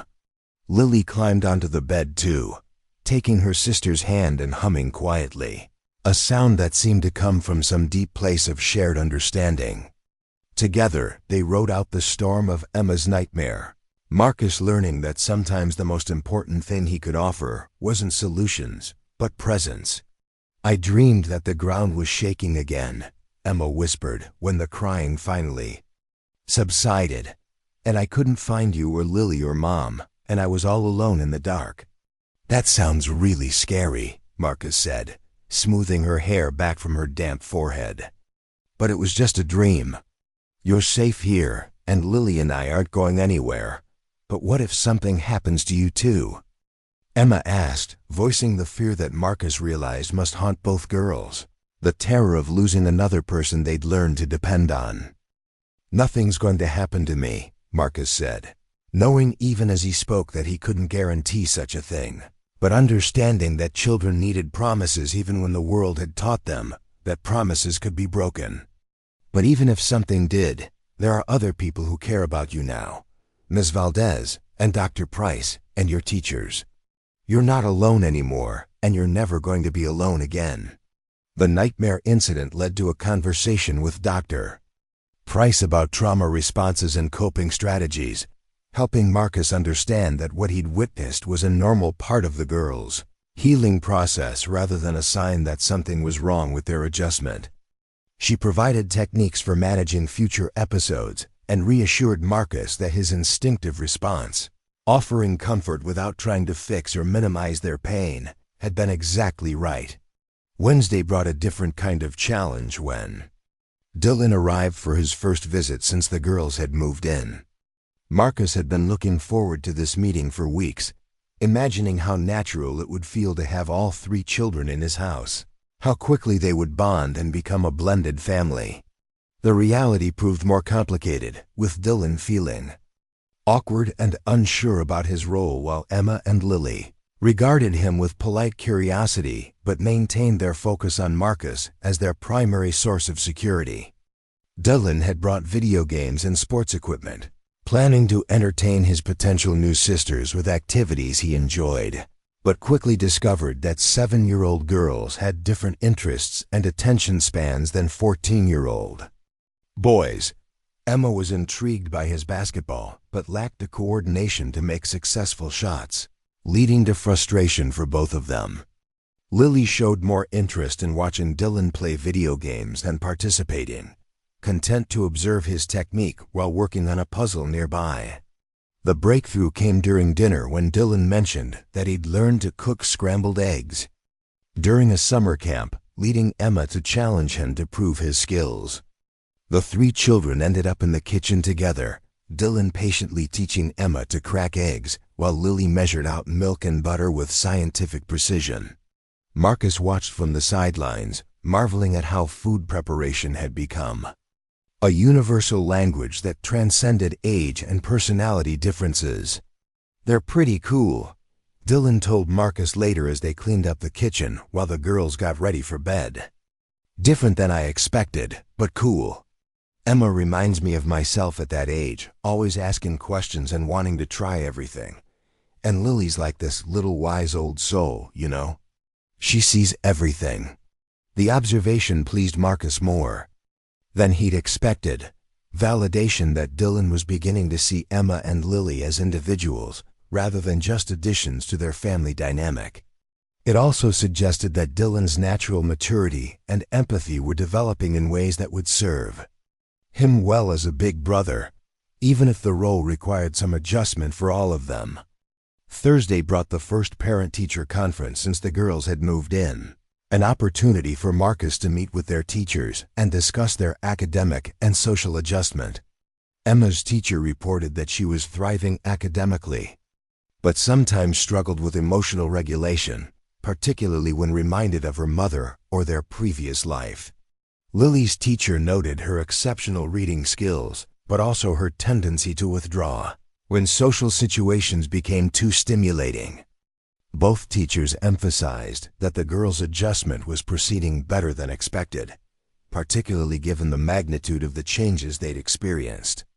They were completing their schoolwork, participating in class activities, and maintaining friendships with their classmates. The consistency of their educational environment, combined with the stability of their new home situation, was clearly providing the foundation they needed to heal and grow. Friday evening brought an unexpected visitor when Sarah, Marcus's ex-wife, stopped by to meet Emma and Lily. She'd been supportive of Marcus's decision to pursue foster care, but meeting the children who would now be part of Dylan's extended family represented a new level of involvement in Marcus's life that required delicate navigation.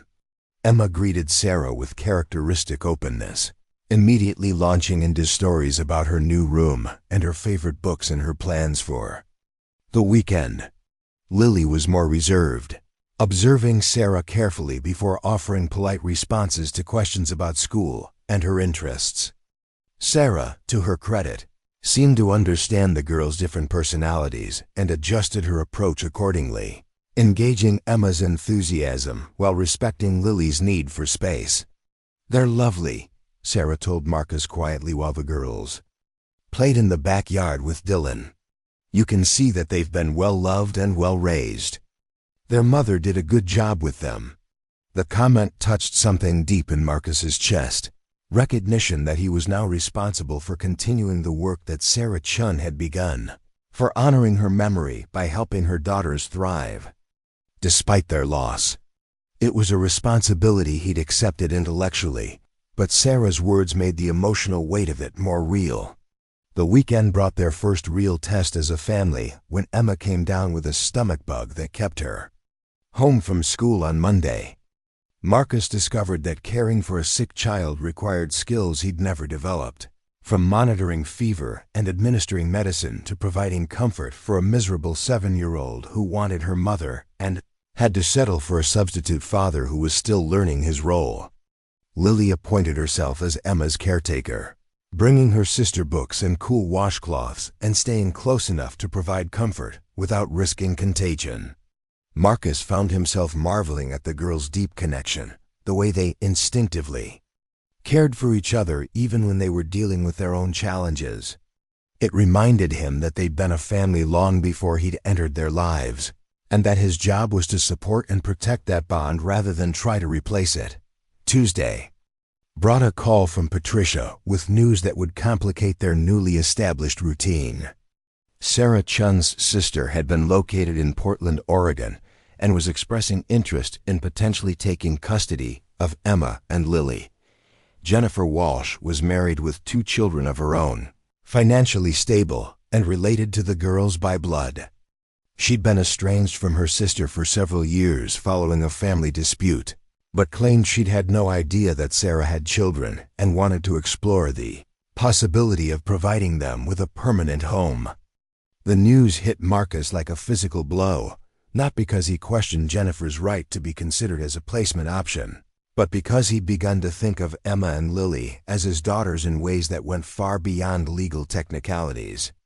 The idea of losing them to a relative they'd never met, no matter how well-intentioned, felt like another earthquake threatening to destroy the stability they'd all been building. "What does this mean for our arrangement?" Marcus asked, trying to keep his voice steady despite the panic rising in his chest. "Nothing changes immediately," Patricia assured him. "The girls are in a stable placement with you, and any potential change would require extensive evaluation and transition planning. Jennifer would need to complete her own home study and background check, and the girls' preferences would be taken into consideration. This is a process, not an immediate disruption." "Have you told Emma and Lily about their aunt?" "Not yet. I wanted to discuss it with you first, get your thoughts on the best way to approach this with them. They've been through enough upheaval, and I don't want to create additional anxiety unnecessarily."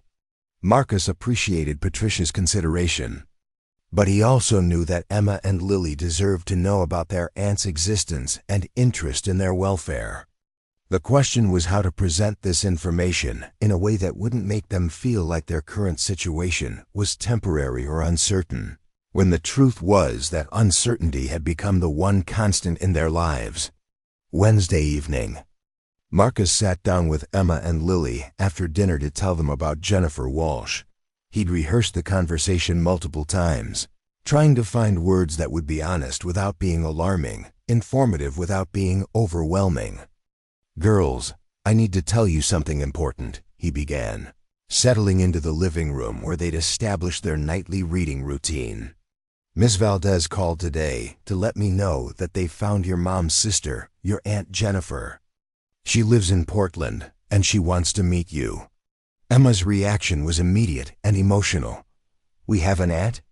Why didn't Mom ever tell us about her?" "Sometimes adults have disagreements that make it hard for them to stay in touch, Marcus. explained carefully.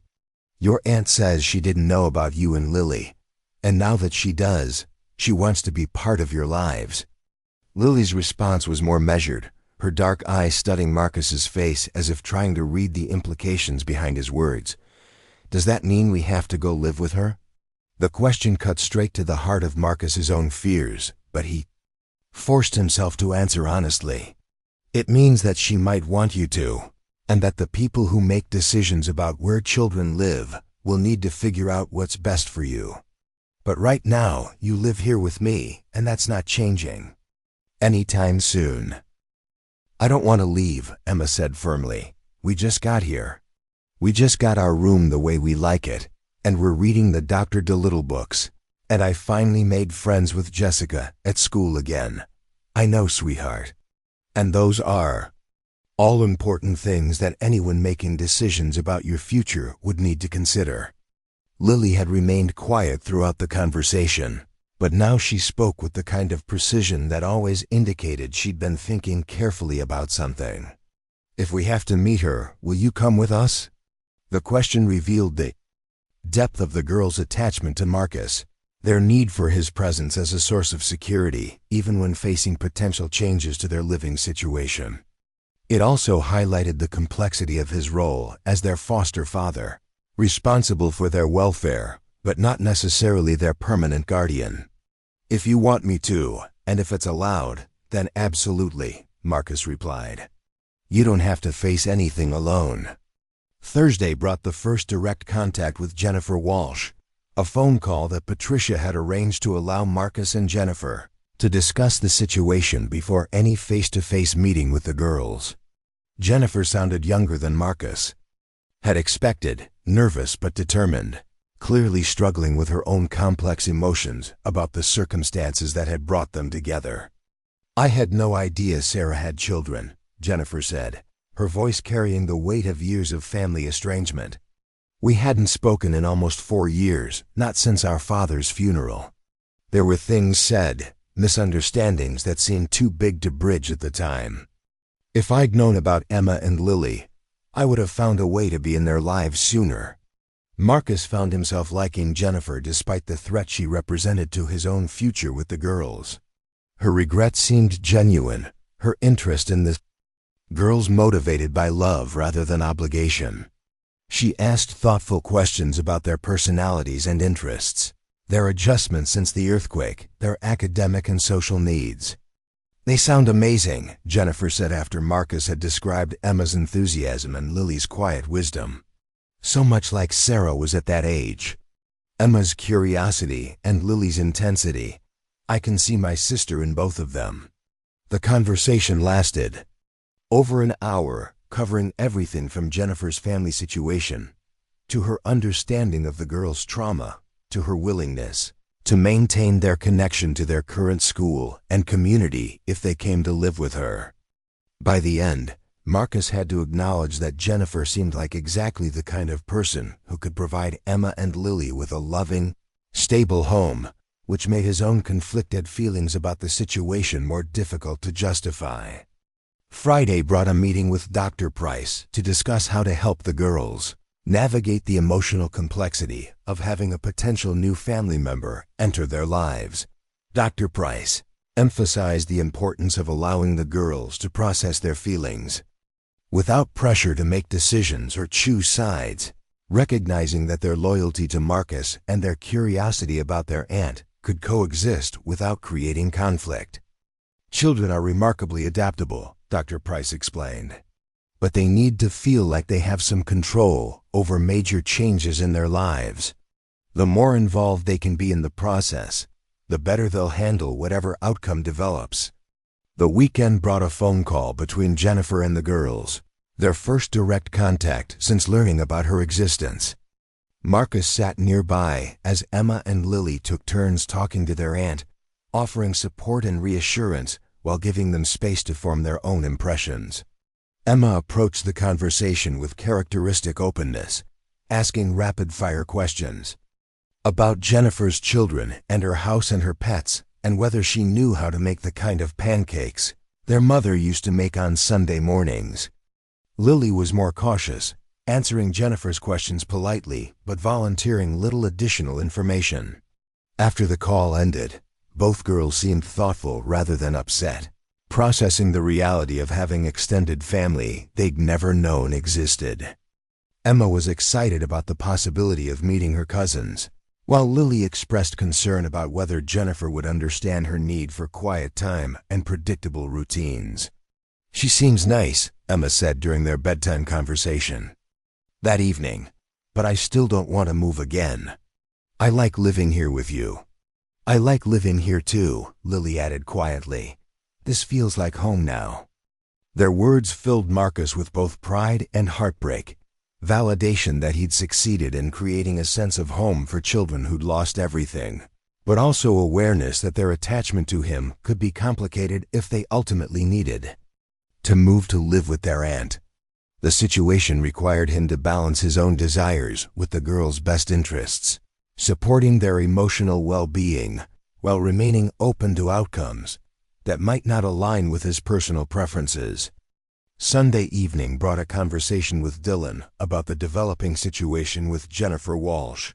Marcus wanted his son to understand what was happening and how it might affect their family dynamic, recognizing that Dylan had also become invested in his relationship with Emma and Lily, so they might leave? Dylan asked, his disappointment evident despite his attempt to sound casual about the possibility.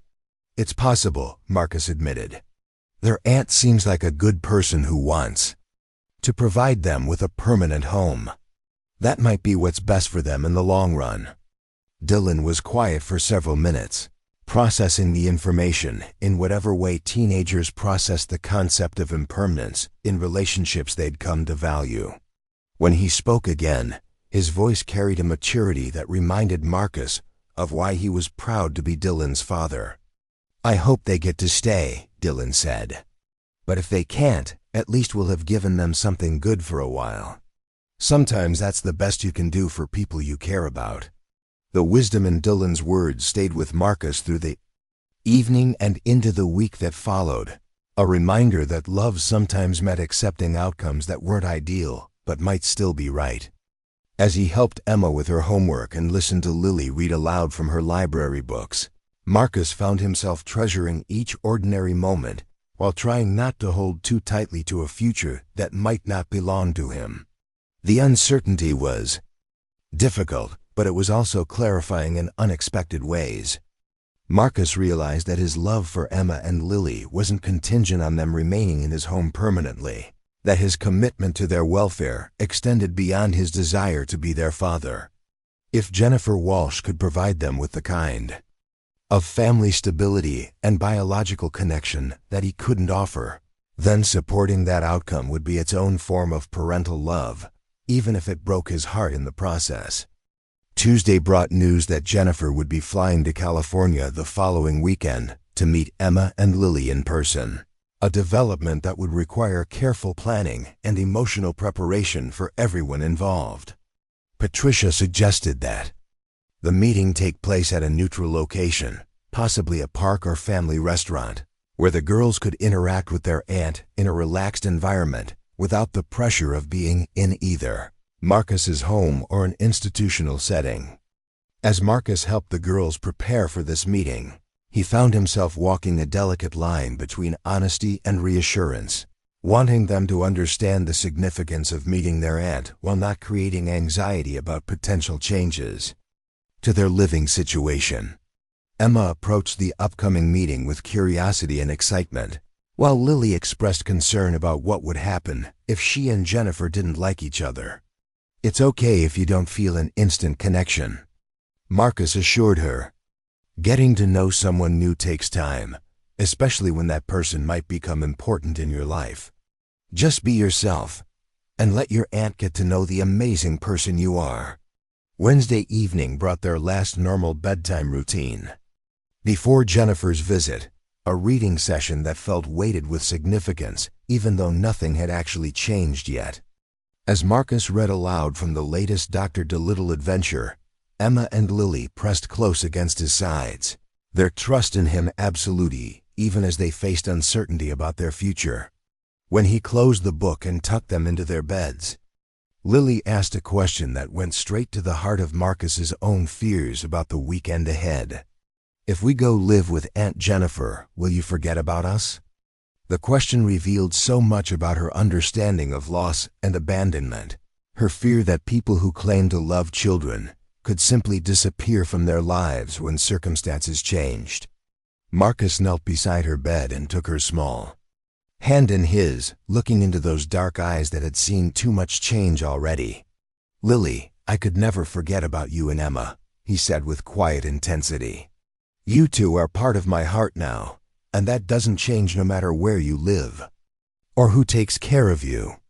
If you go live with your aunt, I'll still care about you just as much as I do right now. But will we still see you?"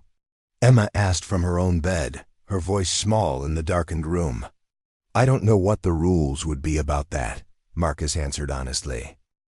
"But I hope so. And no matter what happens, I want you both to remember that having me in your life for this time doesn't take anything away from the love you had with your mom or the love you might have with your aunt. Love doesn't run out. And you don't have to choose between people who care about you." As Marcus turned off the light and left the girls to sleep, he carried their questions with him like stones in his chest, heavy reminders of the responsibility he'd taken on hand, the potential pain that came with loving children whose futures he couldn't control. The weekend ahead would bring answers to questions they'd all been avoiding, but it would also require all of them to be braver than they'd ever imagined they could be. Thursday night, Marcus lay awake staring at the ceiling and thinking about the family he'd accidentally acquired and might soon lose, about the earthquake that had brought Emma and Lily into his life, and the human earthquake that might take them away. He thought about the garden Lily had helped him tend, about the swing set where Emma practiced her gymnastics moves, about the bookshelf full of stories they'd been reading together. Most of all, he thought about the drawing that still hung on his refrigerator, Lily's vision of a family that included both their deceased mother and their living father figure, a reminder that love could expand to include both loss and hope simultaneously. Whatever happened with Jennifer Walsh, whatever decisions were made about the girls' permanent placement, Marcus knew that he'd been changed by his time as their foster father in ways that would last long after their bedtime stories ended. Earthquake had lasted 93 seconds, but its aftermath was still reshaping all their lives months later, creating new connections and possibilities even as it threatened to separate them once again. As Marcus finally drifted toward sleep, he found himself hoping that love would prove stronger than logistics, that the family they built together would survive whatever tests the weekend might bring. Saturday morning arrived with the kind of nervous energy that precedes life-changing moments, the air itself seeming to vibrate with possibility and dread in equal measure. Marcus stood in his kitchen, making pancakes with mechanical precision, while Emma and Lily sat at the breakfast table in their carefully chosen outfits, both girls unusually quiet as they contemplated meeting the aunt who might become their new guardian.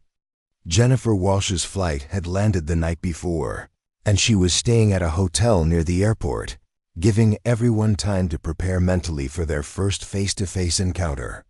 The meeting was scheduled for 2 o'clock at Riverside Park, a neutral location with playgrounds and picnic areas where the girls could feel comfortable while the adults navigated the complex emotions of their situation. "Are you nervous?" Emma asked Marcus as he flipped pancakes, her voice carrying none of its usual enthusiasm. "A little," Marcus admitted, appreciating her directness. "It's normal to feel nervous when you're meeting someone important for the first time. But I'm also excited for you girls to get to know your aunt." Lily pushed her scrambled eggs around her plate without eating, her dark eyes focused on something beyond the kitchen window. "What if she doesn't like us?" she asked. Quietly. "That's not possible," Marcus said with gentle certainty, sitting down at the table with his own breakfast. "You two are impossible not to love. Your aunt is going to see the same amazing girls that I see every day." The morning passed slowly, filled with half-hearted attempts at normal Saturday activities. Emma tried to focus on a puzzle while Lily curled up with a book, but both girls seemed distracted by the weight of anticipation. Marcus found himself watching them with new intensity, memorizing the way Emma hummed under her breath when she was concentrating, the way Lily unconsciously twisted a strand of hair around her finger while reading. At 1:30, they piled into Marcus's truck for the drive to Riverside Park. The girls sat quietly in the back seat, holding hands in the way they did when they needed extra courage. Marcus caught glimpses of their reflection in the rearview mirror, two small faces trying to be brave while facing another monumental change in their young lives. Jennifer Walsh was waiting by the playground when they arrived, easily recognizable from the photos she'd sent. She was petite like her sister had been, with the same dark hair as Emma and Lily, wearing jeans and a sweater that suggested she'd dressed for comfort rather than formality. When she saw them approaching, her face lit up with a smile that was both nervous and genuine. "Emma? Lily?" Jennifer's voice carried a slight tremor as she knelt down to the girl's eye level. "I'm your Aunt Jennifer. I've been so looking forward to meeting you both." Emma stepped forward first, her natural curiosity overcoming her initial shyness. "You look like Mom," she said simply, the observation carrying weight that made all the adults pause. "She was my little sister," Jennifer said softly. "Even though we hadn't talked in a while, I thought about her every day. And now I get to meet her beautiful daughters." Lily remained close to Marcus, studying Jennifer with the careful assessment she brought to all new situations. When Jennifer offered her hand, Lily shook it politely but didn't move away from Marcus's side. The first hour of their meeting unfolded on the playground, with Jennifer pushing Emma on the swings, while Lily observed from the picnic table where Marcus sat. Jennifer had brought photo albums showing pictures of her family, her house in Portland, and childhood photos of herself and Sarah that fascinated both girls. "This is your mom when she was about your age, Emma," Jennifer said, pointing to a photograph of two girls building a sandcastle on a beach. "She was always the one with the biggest dreams, always planning adventures for us to go on." Emma studied the photo intently, tracing her mother's young face with one finger. "She used to tell us stories about adventures," she said. "Made up ones about princesses and dragons and magic gardens." "She made up stories for me too when we were little," Jennifer replied. "She had the best imagination of anyone I knew." As the afternoon progressed, the initial awkwardness began to fade. Jennifer proved to be genuinely interested in the girls' lives, asking thoughtful questions about their school, their friends, their favorite books and activities.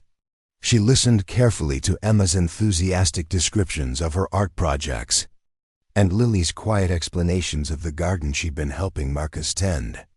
"Marcus has been teaching me about different kinds of plants," Lily explained, warming slightly as she discussed one of her favorite subjects.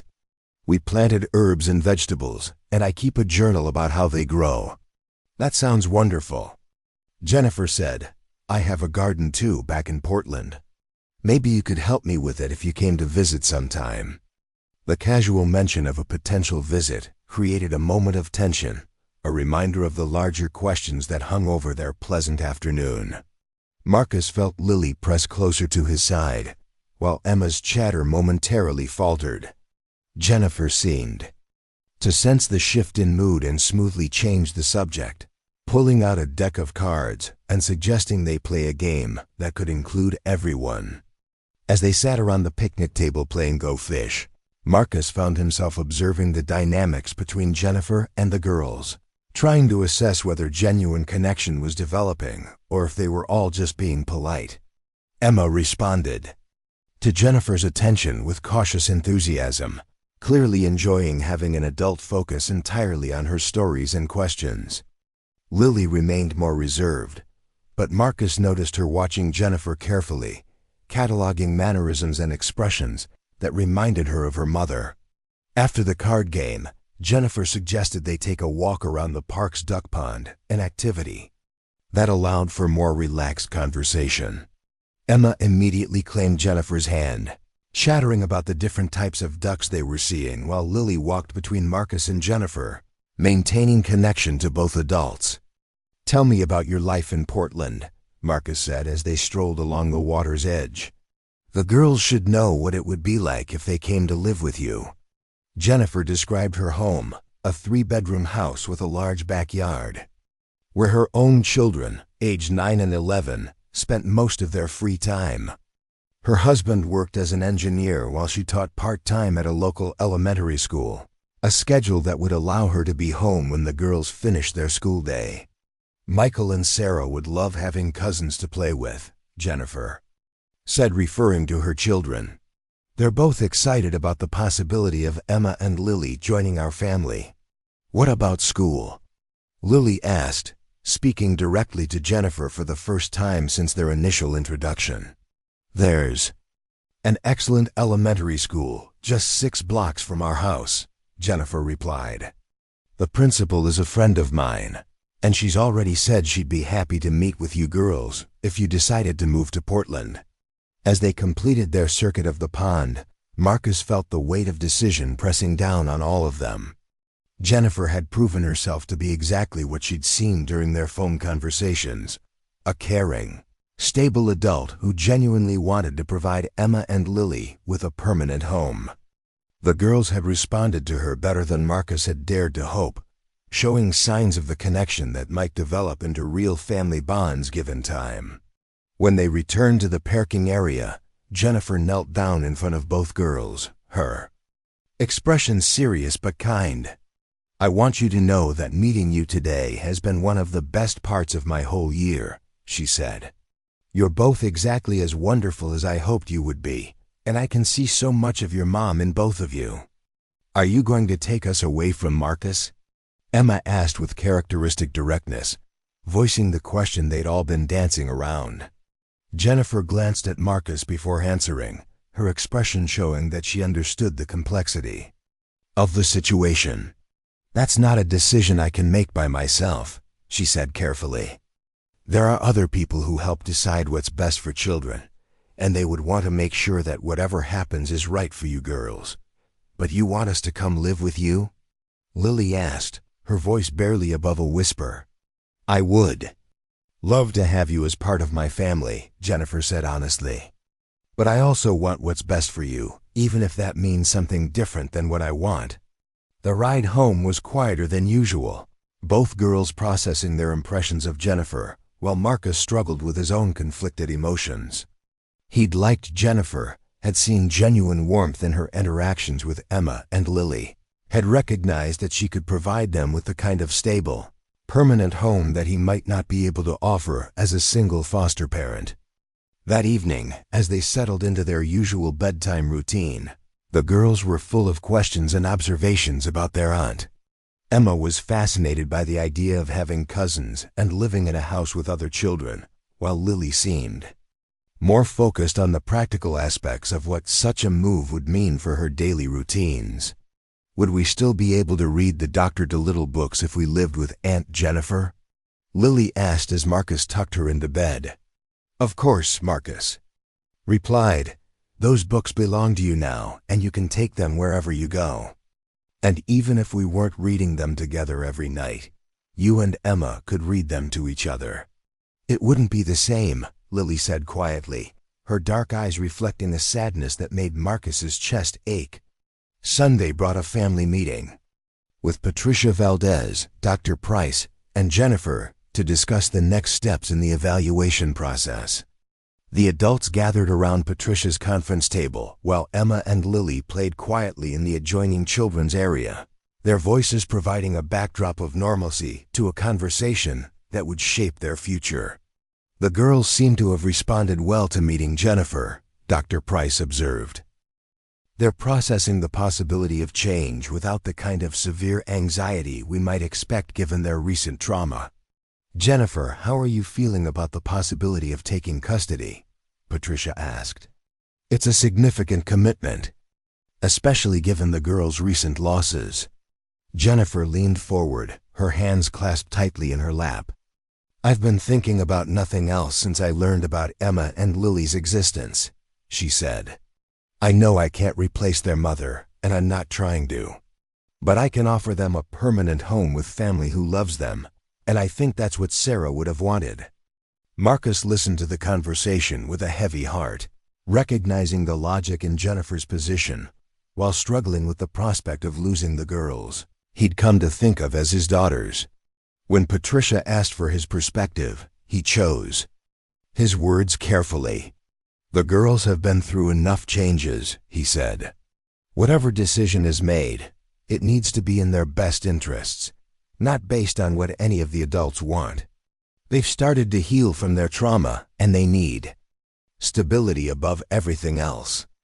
Dr. Price suggested a gradual transition plan that would allow Emma and Lily to spend increasing amounts of time with Jennifer while maintaining their connection to Marcus and their current routine. Weekend visits to Portland, followed by longer stays, would help the girls adjust to the idea of living with their aunt while preserving their sense of security. The goal is to avoid making them feel like they're being torn between two families, Dr. Price explained. Children can maintain meaningful relationships with multiple caregivers, especially when those caregivers work together to support their well-being. The meeting concluded with an agreement to begin weekend visits in 2 weeks, pending Jennifer's completion of the home study process in Oregon. Marcus would continue as the girls' primary caregiver while they evaluated whether living with their aunt would be the right long-term solution. Over the following days, Marcus found himself watching Emma and Lily with new intensity, treasuring ordinary moments that might soon become memories.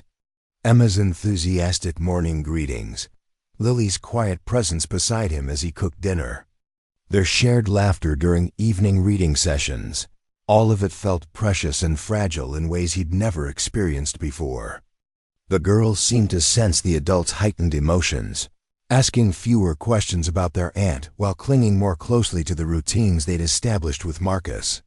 Lily spent extra time in the garden, carefully tending plants that might bloom long after she'd moved away. Emma threw herself into art projects with unusual intensity, creating pictures of their house and their life together, as if trying to preserve them on paper. Thursday evening brought a phone call that changed everything. Jennifer's voice was strained as she explained that her husband had been offered a promotion that would require their family to relocate to Seattle within the next 6 months. The opportunity was too good to pass up professionally, but it would mean uprooting their own children and starting over in a new city. I don't think it would be fair to ask Emma and Lily to make another major adjustment so soon after coming to live with us, Jennifer said, her disappointment evident despite her attempt to sound rational. They need stability more than they need to live with biological family. Marcus felt a rush of relief so intense it left him lightheaded, followed immediately by guilt about feeling relieved by Jennifer's misfortune.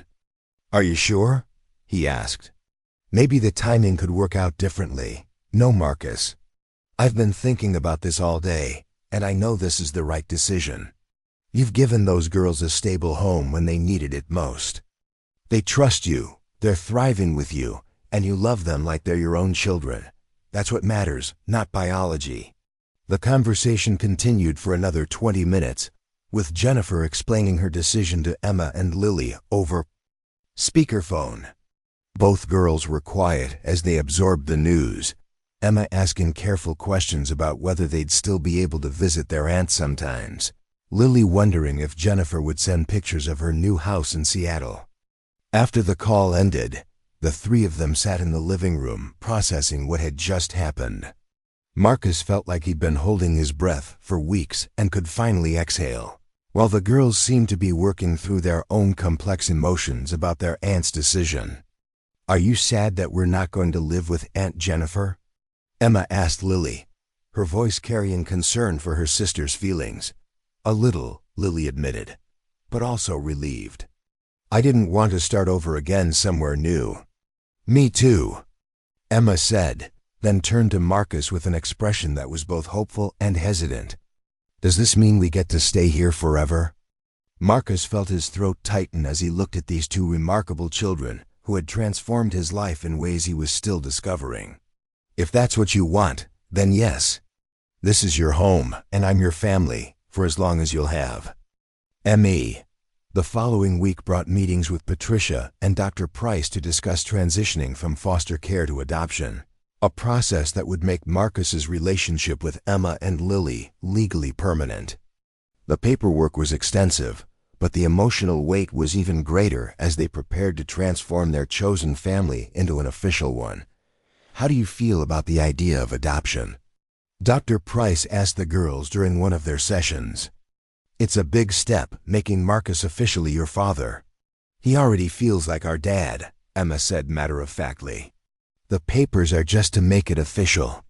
Lily nodded in agreement, then added quietly, it doesn't mean we're forgetting our mom.